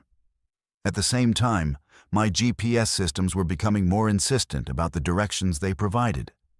The synthetic voices overlapping each other in urgent commands to turn here, merge there, proceed straight ahead toward destinations that existed only in their digital imagination. "Turn right in 500 feet, announced the Garmin. "Continue straight for optimal route," contradicted the Rand McNally. "Recalculating. Make U-turn when possible," insisted Google Maps. All 3 systems were giving different instructions simultaneously. But they shared one common element. None of their directions led back toward any legitimate highway. Every suggested route took me deeper into the maze of back roads and abandoned trucks, toward some central collection point where I suspected the harvesting process would be completed. I made a decision that probably saved my life. I turned off every electronic device in my cab.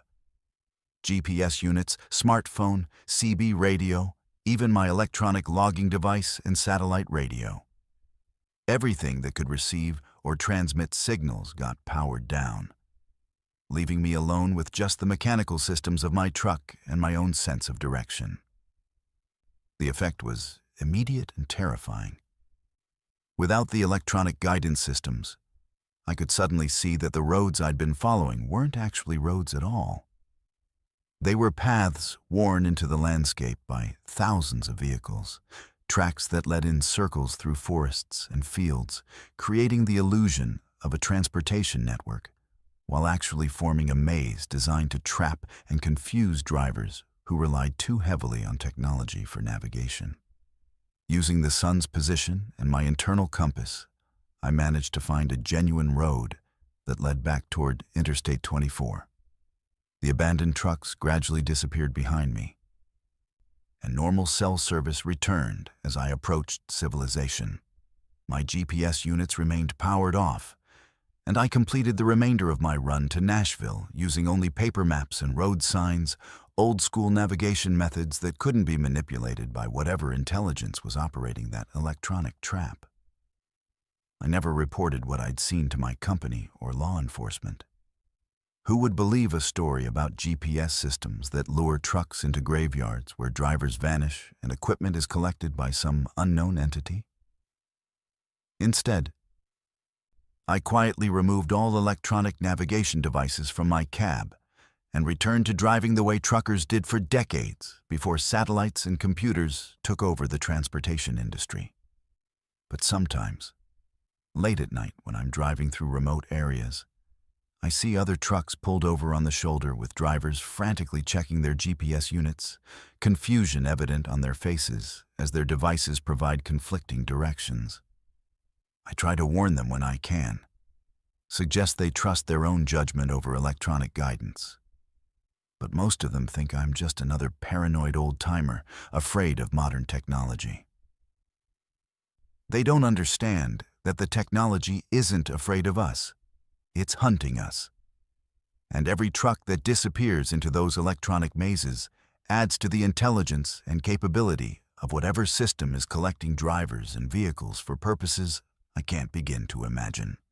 The GPS graveyard is still out there, probably in multiple locations across the country, waiting for the next driver who trusts technology more than instinct. And every year, as navigation systems become more sophisticated and more persuasive, the harvest grows larger. I drive by paper maps now, and I sleep better at night knowing that the only voice guiding my route belongs to me. What happens when the DOT inspector weighing your truck isn't entirely human? Gloria stopped at a weigh station that shouldn't exist on her route, where the inspector knew impossible details about her personal life. I am Gloria Martinez, have been for 38 years, and in 17 of those years, I have maintained a perfect safety record. 0 violations, 0 accidents, 0 incidents that would give any Department of Transportation inspector reason to look twice at my operation. My pre-trip inspections are thorough, my logbooks are flawless, my equipment is maintained to standards that exceed federal requirements. I run a clean operation because reputation is everything in this business, and one bad inspection can destroy years of careful work. So when the portable electronic sign commanded me to report to the weigh station that appeared suddenly on my route through Nevada, I complied without hesitation. Professional drivers follow DOT instructions without question, even when those instructions lead to places that should not exist according to any map or memory of previous runs through this corridor. The facility materialized out of heat shimmer on Highway 50, that lonely stretch they call America's loneliest road. where services are sparse and civilization exists in small pockets, separated by vast distances of desert and mountain. I had driven this route perhaps 40 times in my career, knew every mile marker and every legitimate inspection station. But this weigh facility was new to me. Fresh concrete, modern equipment, official DOT signage that looked authentic in every detail. The scale platform was standard configuration. The inspection building appeared regulation. The parking areas were properly marked with the familiar white lines and yellow curbing that characterized government transportation facilities. Everything looked exactly as it should look, except for the complete absence of other vehicles. No other trucks waiting for inspection, no passenger cars using the facility for rest stops, no maintenance vehicles or official cars that would normally be present at an active DOT station. I positioned my 2020 Volvo VNL and my 53-foot refrigerated trailer precisely on the scale platform and waited for the weight reading to stabilize. The electronic display showed my gross vehicle weight as 79,840 pounds, well within legal limits, properly distributed across all axles according to federal bridge laws. My paperwork was organized and ready for inspection. Bill of lading, logbooks, medical certificate, registration, insurance documentation, all current and compliant. The inspector emerged from the building and approached my truck with the measured pace and official bearing that characterized experienced DOT personnel. He wore the standard uniform, carried the regulation clipboard and inspection forms, displayed proper identification badges that appeared authentic.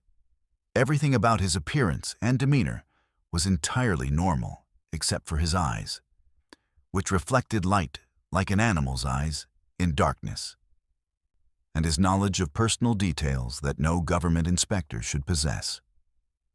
"Good afternoon, Mrs. Martinez," he said in a voice that carried the flat, neutral tone of bureaucratic authority. "Please provide your commercial driver's license, medical certificate, and current logbook." I handed him the requested documents through my window and waited while he reviewed them with the careful attention that DOT inspectors apply to paperwork. His examination was thorough and professional, exactly what I expected from a competent official, until he began asking questions that made my blood freeze in my veins. "I see you are hauling frozen foods from Sacramento to Denver," he observed, consulting his clipboard. "Your daughter Jessica will be pleased when you arrive home tomorrow evening. She has been looking forward to your special enchiladas for her birthday celebration." My daughter's name was indeed Jessica, and tomorrow was indeed her 15th birthday, and I had indeed planned to prepare her favorite enchiladas for her celebration. But this information was not contained in any documentation I had provided, was not recorded in any logbook or shipping manifest, was not available through any official database that a DOT inspector might access during a routine inspection. "How do you know about my daughter?"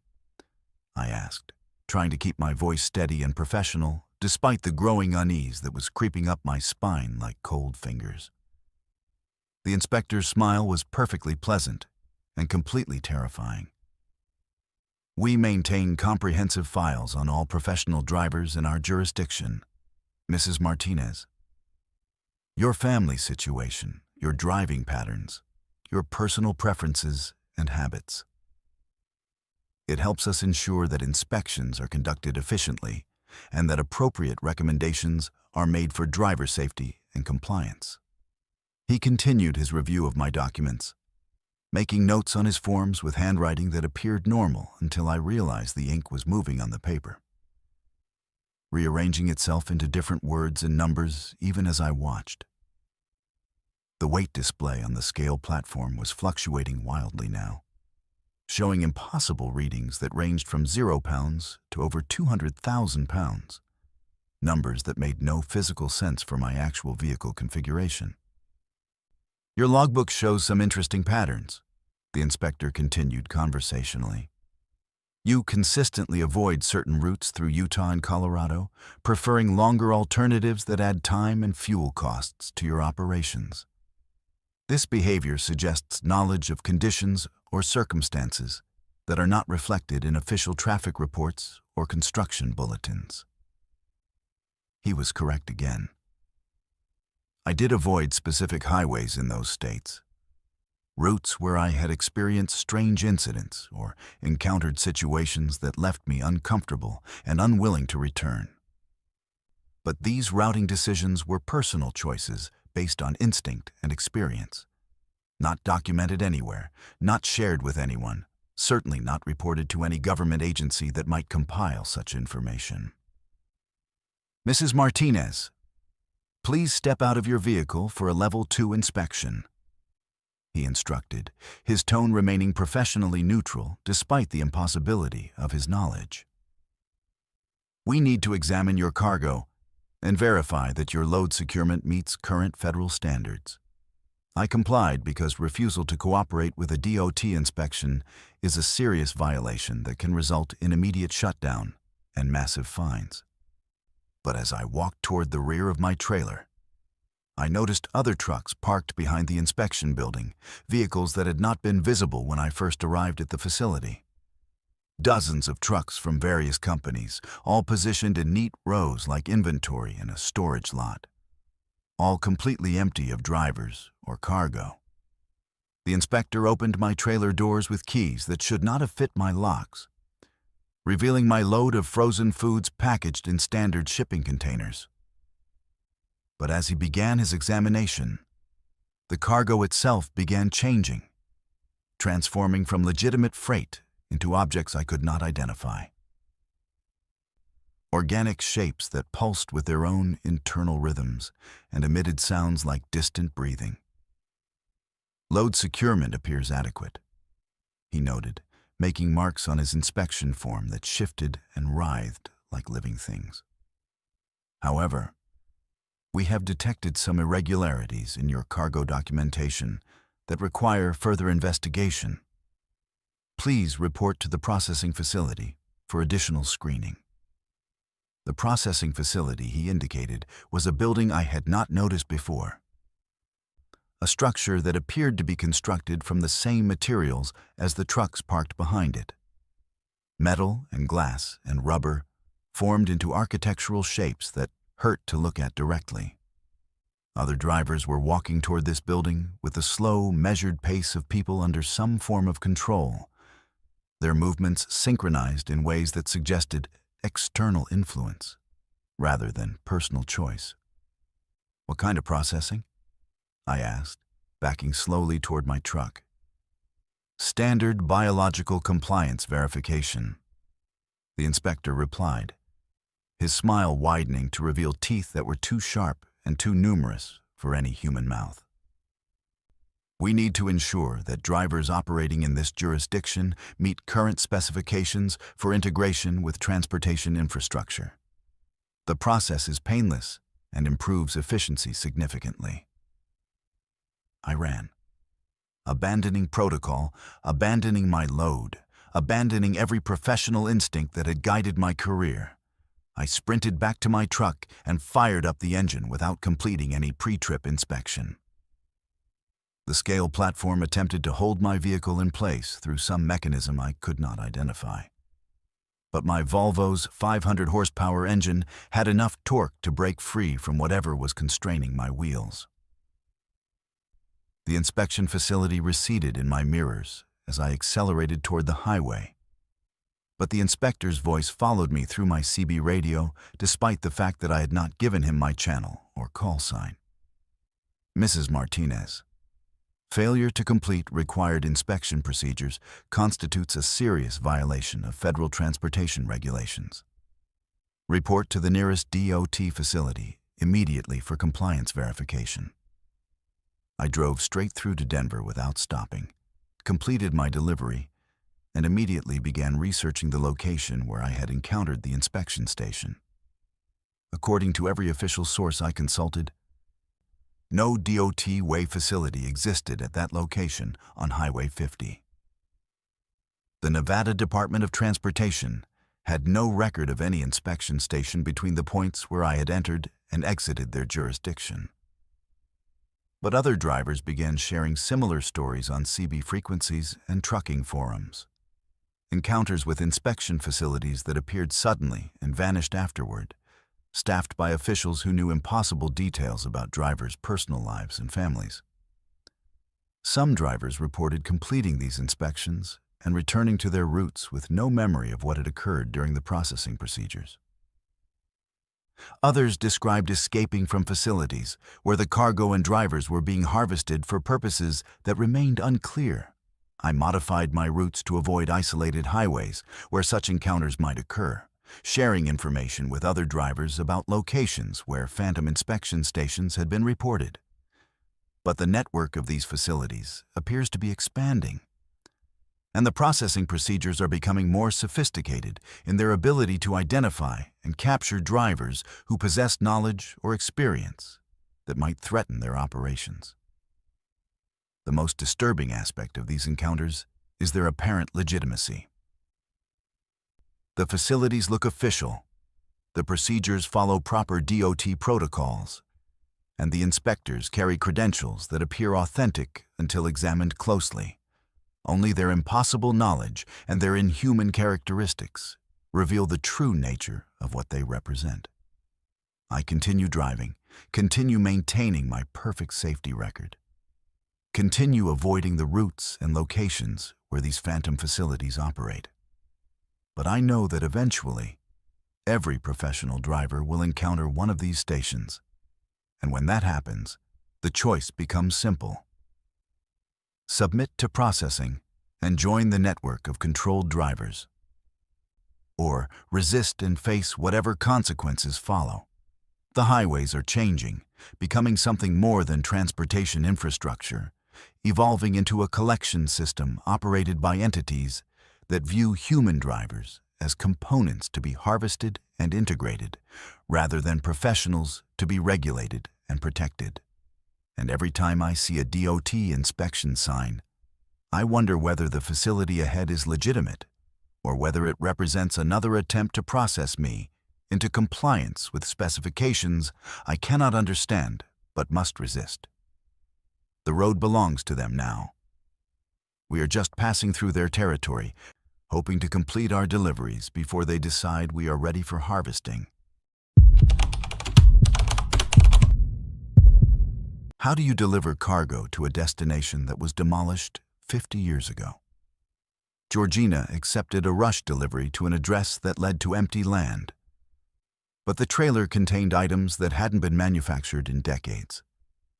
I'm Georgina Walsh, and I've built my reputation on one simple principle.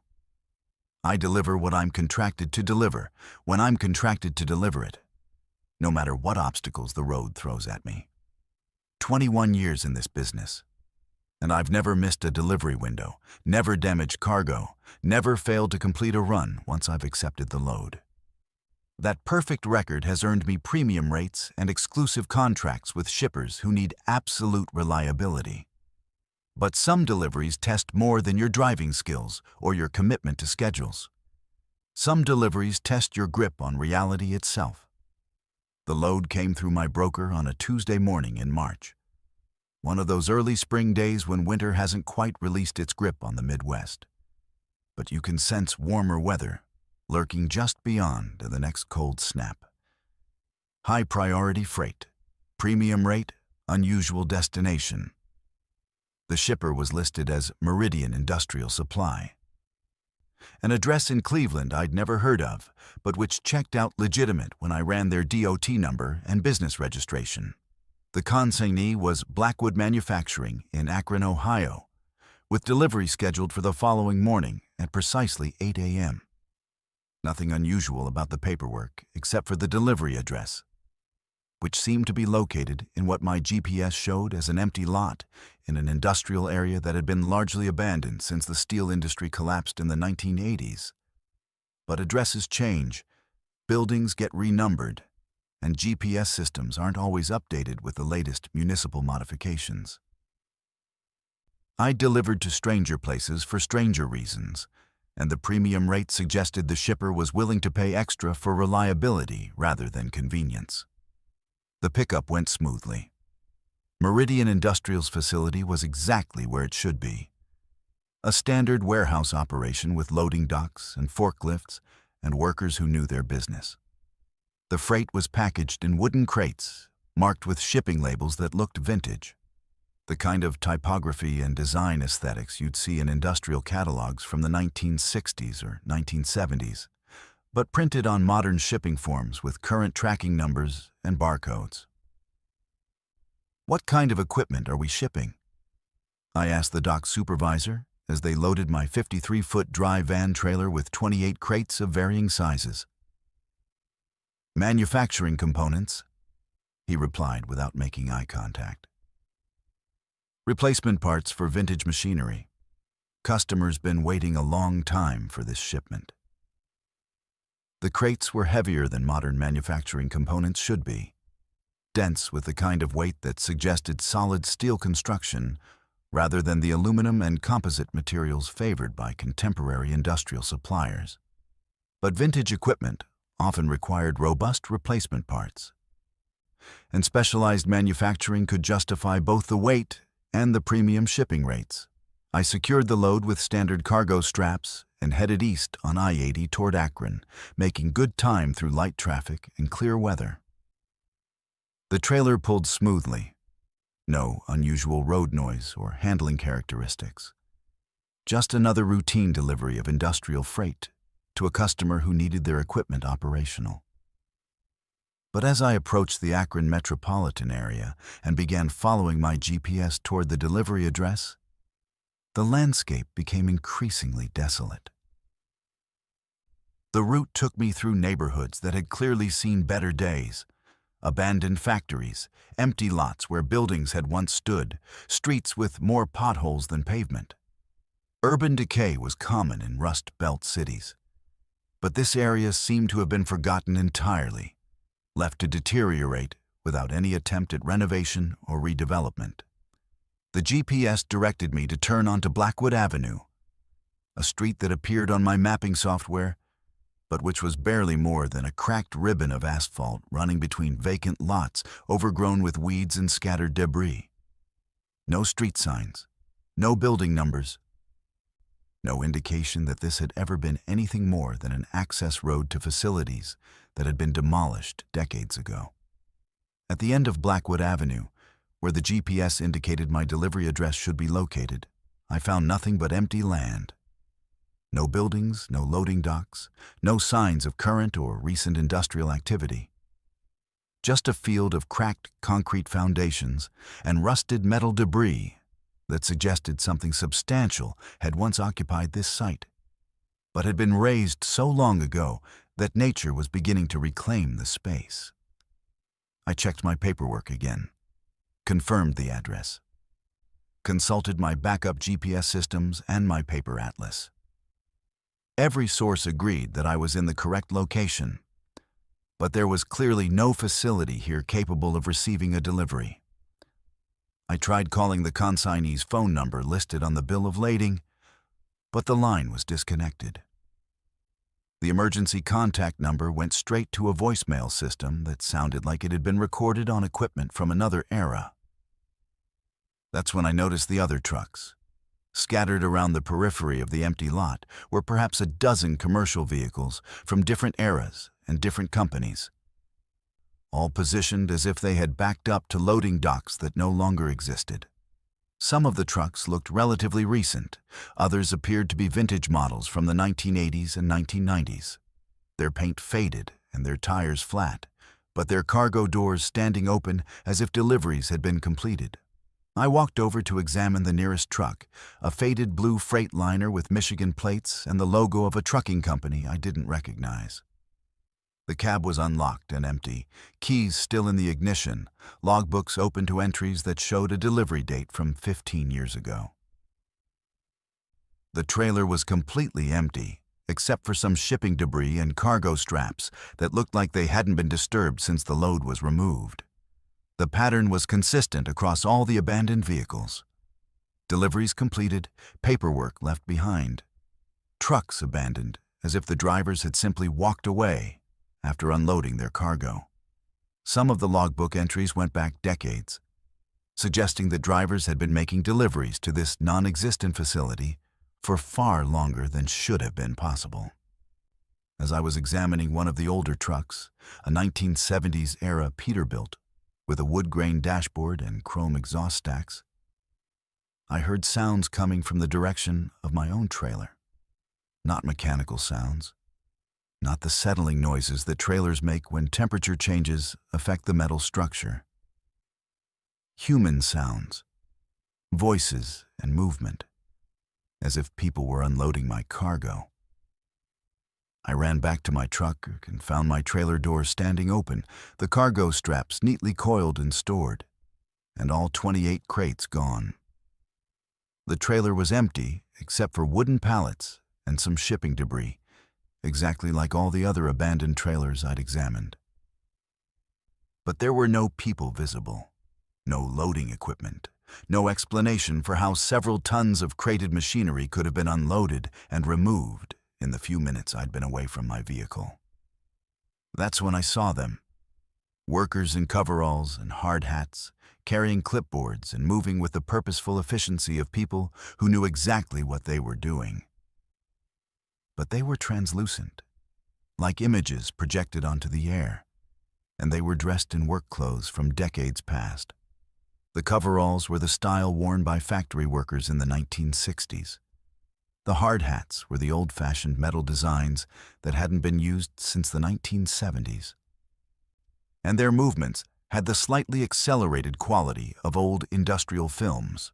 They were unloading trucks that had been abandoned for years, carrying cargo that should have deteriorated long ago into a facility that existed only in some temporal overlap between past and present. The phantom workers moved efficiently from vehicle to vehicle, removing loads that had been waiting for delivery since their drivers had walked away from their abandoned trucks. I watched as they approached my trailer with the practiced coordination of a loading crew that had been working together for decades.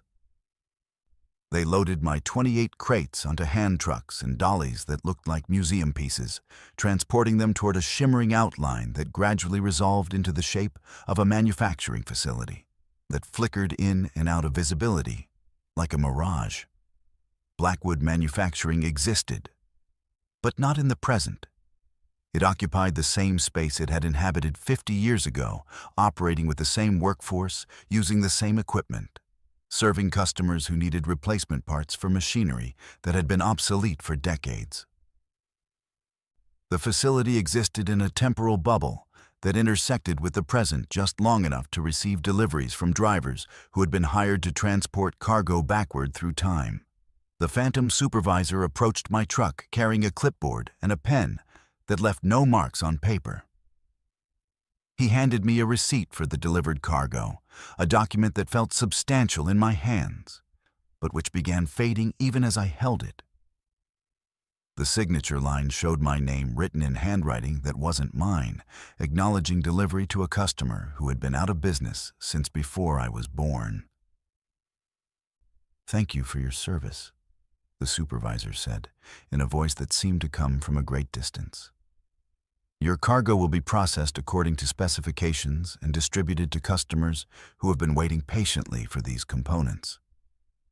As the phantom facility faded back into temporal invisibility, I realized that some freight moves through dimensions other than space. Some loads are transported not just from one location to another, but from one time period to another, serving customers who exist in the past and need supplies that can only be obtained from the future. I drove away from that empty lot with my trailer doors closed and my cargo delivered, but with no proof that the delivery had ever taken place, except for the payment that appeared in my account exactly as contracted. The bill of lading dissolved into illegible ink, the receipt faded to blank paper, and the GPS showed no record of the route I had taken to reach the delivery site.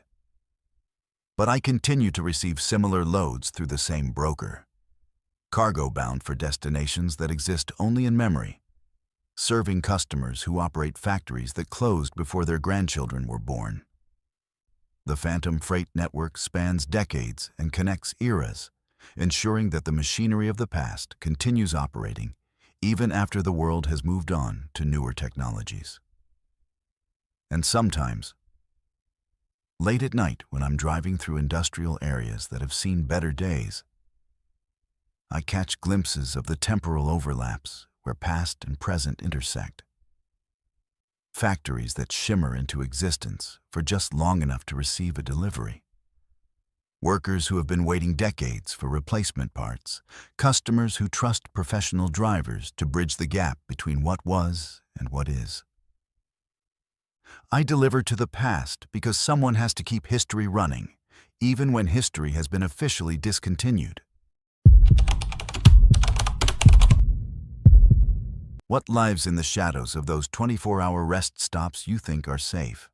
Shelby noticed the same figure at every rest stop across multiple states, and security cameras malfunctioned whenever it appeared. What lives in the shadows of those 24-hour rest stops you think are safe? Shelby learned that some things wait in the darkness, not just to scare you, but to wear your face for the next victim. My name is Shelby Reeves, and I've always been the cautious type. 34 years old, been driving professionally for 9 years, and I've developed what you might call a paranoid approach to personal safety on the road. I park only in well-lit areas, I lock my doors religiously, I carry pepper spray and a tactical flashlight, and I maintain situational awareness like my life depends on it. Because in this business, sometimes it does. Female drivers face risks that our male counterparts don't have to consider, and complacency can get you hurt or worse. But all my precautions and careful planning couldn't protect me from something that had been hunting me across state lines, learning my patterns, waiting for the perfect moment to make its move. The first time I saw him, I was taking my mandatory 10-hour break at a Flying J in Oklahoma. One of those mega truck stops with fuel pumps, restaurants, showers, and enough parking for 200 trucks. I'd positioned my Freightliner Cascadia under the brightest light pole I could find, backing into a spot that gave me clear sight lines in all directions and easy escape routes if trouble developed. Standard protocol for a solo female driver, parking overnight at an unfamiliar location.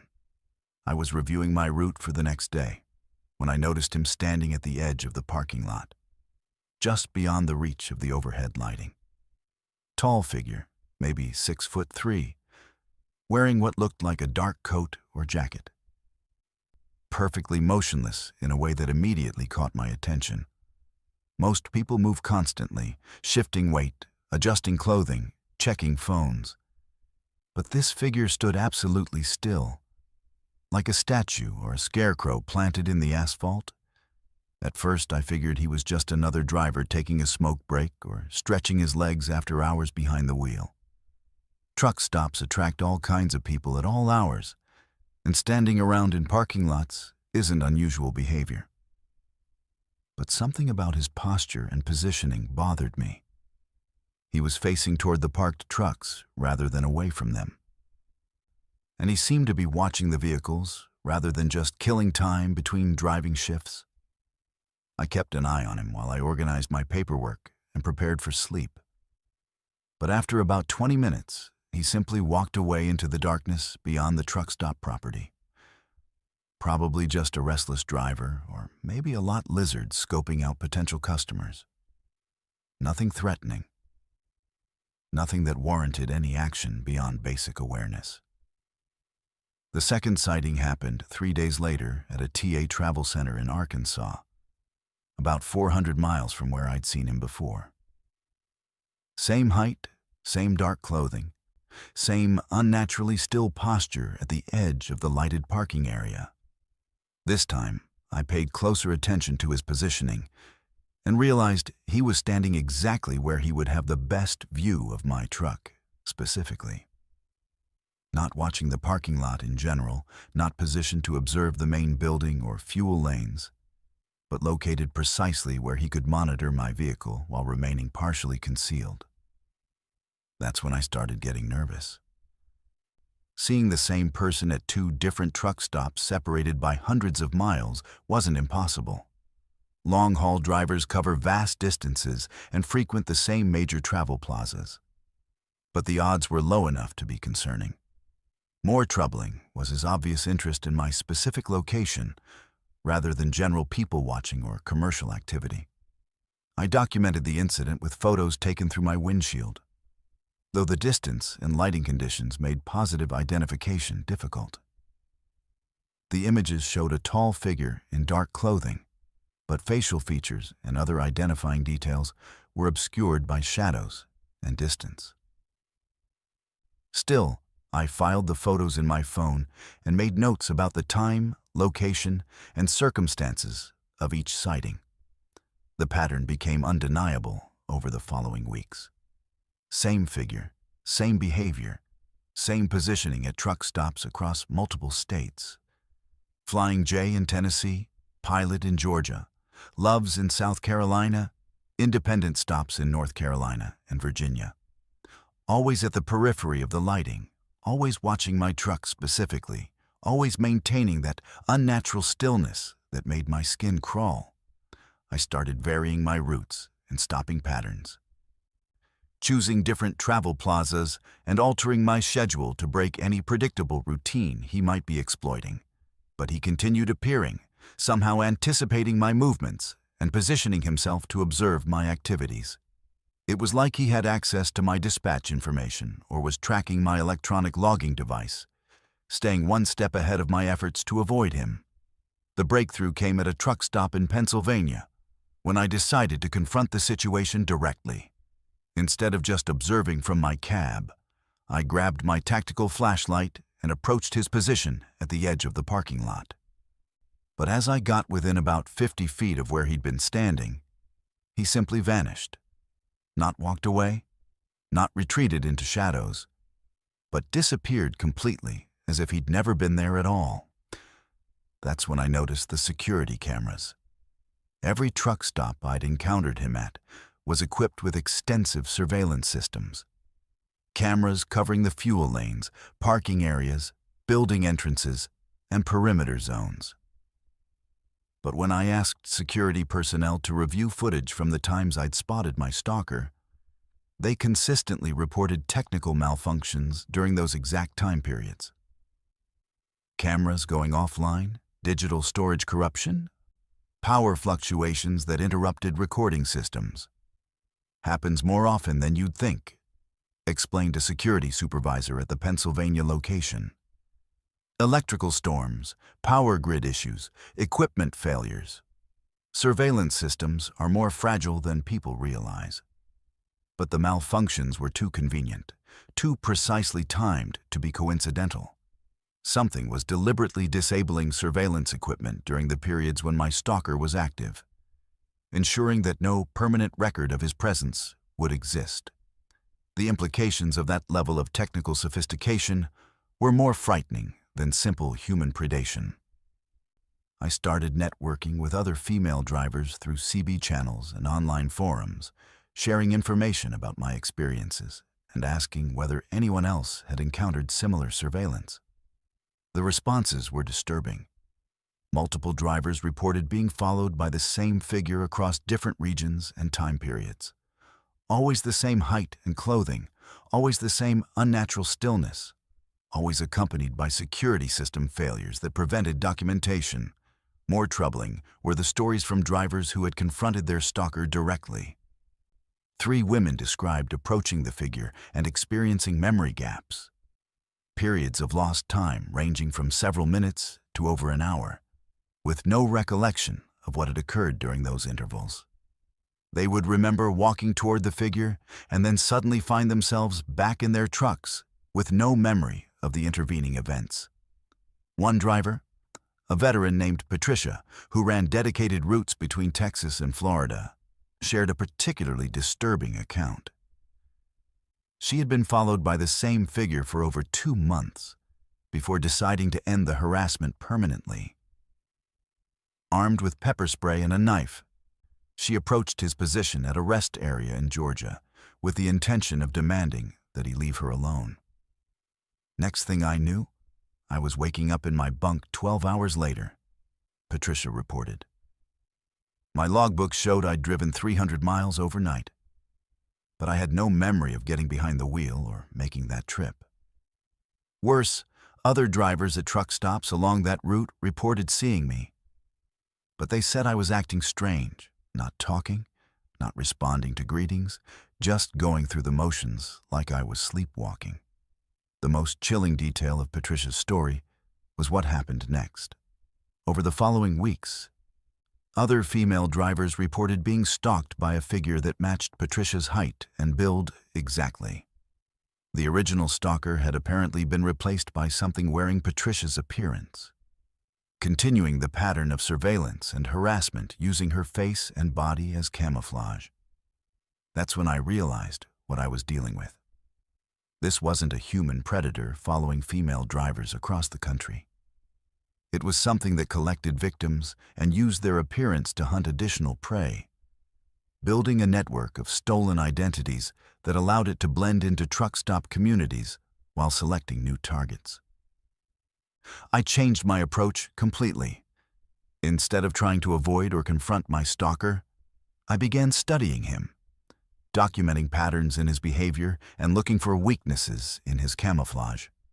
The breakthrough came when I noticed that his appearances were always preceded by reports of missing drivers, women who had been seen at truck stops but never reached their destinations, their trucks found abandoned with no signs of struggle or mechanical failure. The entity was harvesting female drivers, absorbing their appearances and mannerisms, using their identities to move through truck stop communities without raising suspicion. It would stalk a target for weeks or months, learning their behavior patterns and social connections, then replace them so completely that even close friends wouldn't notice the substitution. I became bait deliberately, maintaining predictable routes and stop patterns while secretly coordinating with law enforcement and other drivers to create a trap. When my stalker finally made his move at a rest area in Ohio, we were ready for him. The confrontation lasted less than 30 seconds. The thing wearing my appearance fought back with inhuman strength and speed. But concentrated pepper spray and high-intensity strobing lights disrupted whatever mechanisms it used to maintain its stolen form. As its camouflage failed, we could see its true nature, something that existed between physical and digital states, part flesh and part electromagnetic energy, feeding on human identities like a parasite. It escaped that night, dissolving into the electronic infrastructure of the rest area's surveillance and communication systems. But our attack had damaged it significantly, forcing it to retreat and rebuild its capabilities. The stalking incident stopped, at least temporarily, though I know it's still out there somewhere, hunting new victims and adding their faces to its collection. I continue driving, continue taking my breaks at truck stops across the country. But now I know what lives in the shadows between the light poles. Some predators hunt for food or territory or dominance, but this thing hunts for identity itself, stealing not just lives, but the very essence of who its victims are. And every time I see a driver acting slightly off, not quite matching their usual personality, I wonder if I'm looking at another victim or if I'm seeing the hunter wearing someone else's face. What happens when your odometer starts counting backward to zero? Ben's retirement run became a journey backward through time when his truck began erasing every mile he'd ever driven. What happens when your odometer starts counting backward to zero? Ben's final cross-country run turned into a countdown to discovering he never actually became the trucker he thought he was. They call me Ben. Been calling me that for 43 years of driving, 43 years of watching America roll by through a windshield, 43 years of believing I was living the life I chose instead of the life that was chosen for me. Tomorrow, I hand in my keys for the last time, park my 2015 Kenworth T680 in the company lot, and walk away from the only career I've ever known. One final run from Seattle to Miami. A victory lap across the continent that built my life. One last chance to see the roads that made me who I am. Except the roads are showing me something different now. They're showing me that maybe I never existed at all. The odometer started acting strange somewhere outside Spokane. About 2 hours into what should have been a routine 3,200-mile journey. Digital display showing 847,293 miles total. Exactly what it should show for a truck I'd been driving for 8 years, exactly matching the maintenance records and the depreciation schedules. But as I climbed through the Cascade Mountains, watching the numbers roll forward like they had for nearly 1,000,000 miles of driving, something went wrong with the counting. The numbers stopped advancing. Then they started going backward. 847,292, 847,291, 847,290. Each mile I drove forward, the odometer counted backward like my truck was somehow traveling in reverse through space and time, even though I was clearly moving east at 65 miles per hour on Interstate 90. At first I figured it was just an electrical glitch, the kind of minor malfunction that happens to aging electronics. Digital displays fail, sensors get confused, computer systems develop quirks that make them behave erratically. Nothing to worry about. Nothing that would affect my ability to complete my final delivery. But as the backward counting continued through Montana and into North Dakota, I began to realize this wasn't a simple mechanical problem. Every mile that disappeared from my odometer brought back a memory I'd forgotten. At 847,200, I remembered picking up my first load in Portland 23 years ago. Nervous and excited about finally living my dream of seeing the country from behind the wheel of a big rig. At 847,100, I remembered the truck stop in Wyoming where I'd met Sarah, the waitress who would become my wife for 12 years before the road finally took me away from her. At 847,000, I remembered my father's funeral in Kansas, how I'd driven through a blizzard to make it home in time to carry his casket. The memories weren't just returning, they were becoming more vivid, more detailed, more real than my current experience of sitting in this truck cab driving across North Dakota farmland. I could smell the diesel fumes from my first truck, a beat-up Freightliner that burned oil and leaked coolant, but represented freedom to a young man who'd never been anywhere beyond the borders of his home state. I could feel Sarah's hand in mine as we walked through truck stop parking lots, sharing dreams about the house we'd buy when I made enough money to settle down.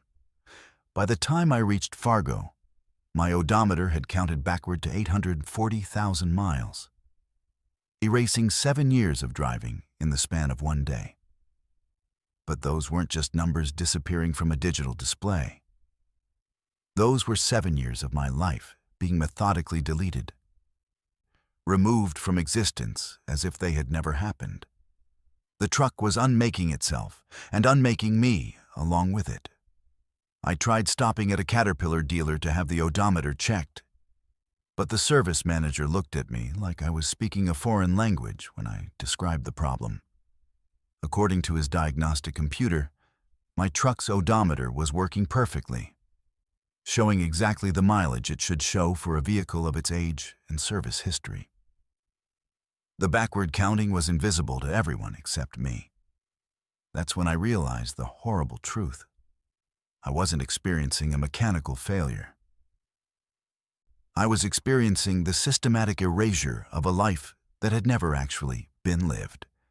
Every mile counting backward was undoing another piece of the illusion I'd been living for 4 decades, revealing the emptiness beneath the carefully constructed fantasy of Ben the truck driver. The revelation accelerated as I continued east. 800,000 miles. I remembered getting my CDL, the pride I'd felt when the examiner handed me that commercial license and told me I was qualified to drive the biggest vehicles on America's highways. Down at 50,000 miles, I remembered my first cross-country run. The sense of accomplishment as I delivered a load of electronics from California to New York in perfect condition and ahead of schedule. 700,000 miles. I remembered meeting other drivers who became friends, forming the loose community of nomads who shared the brotherhood of the road.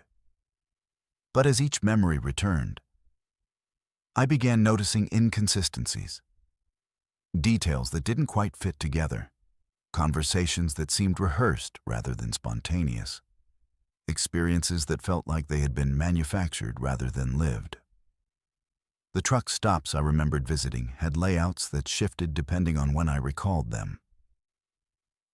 The friends I'd made had faces that changed when I tried to focus on them directly.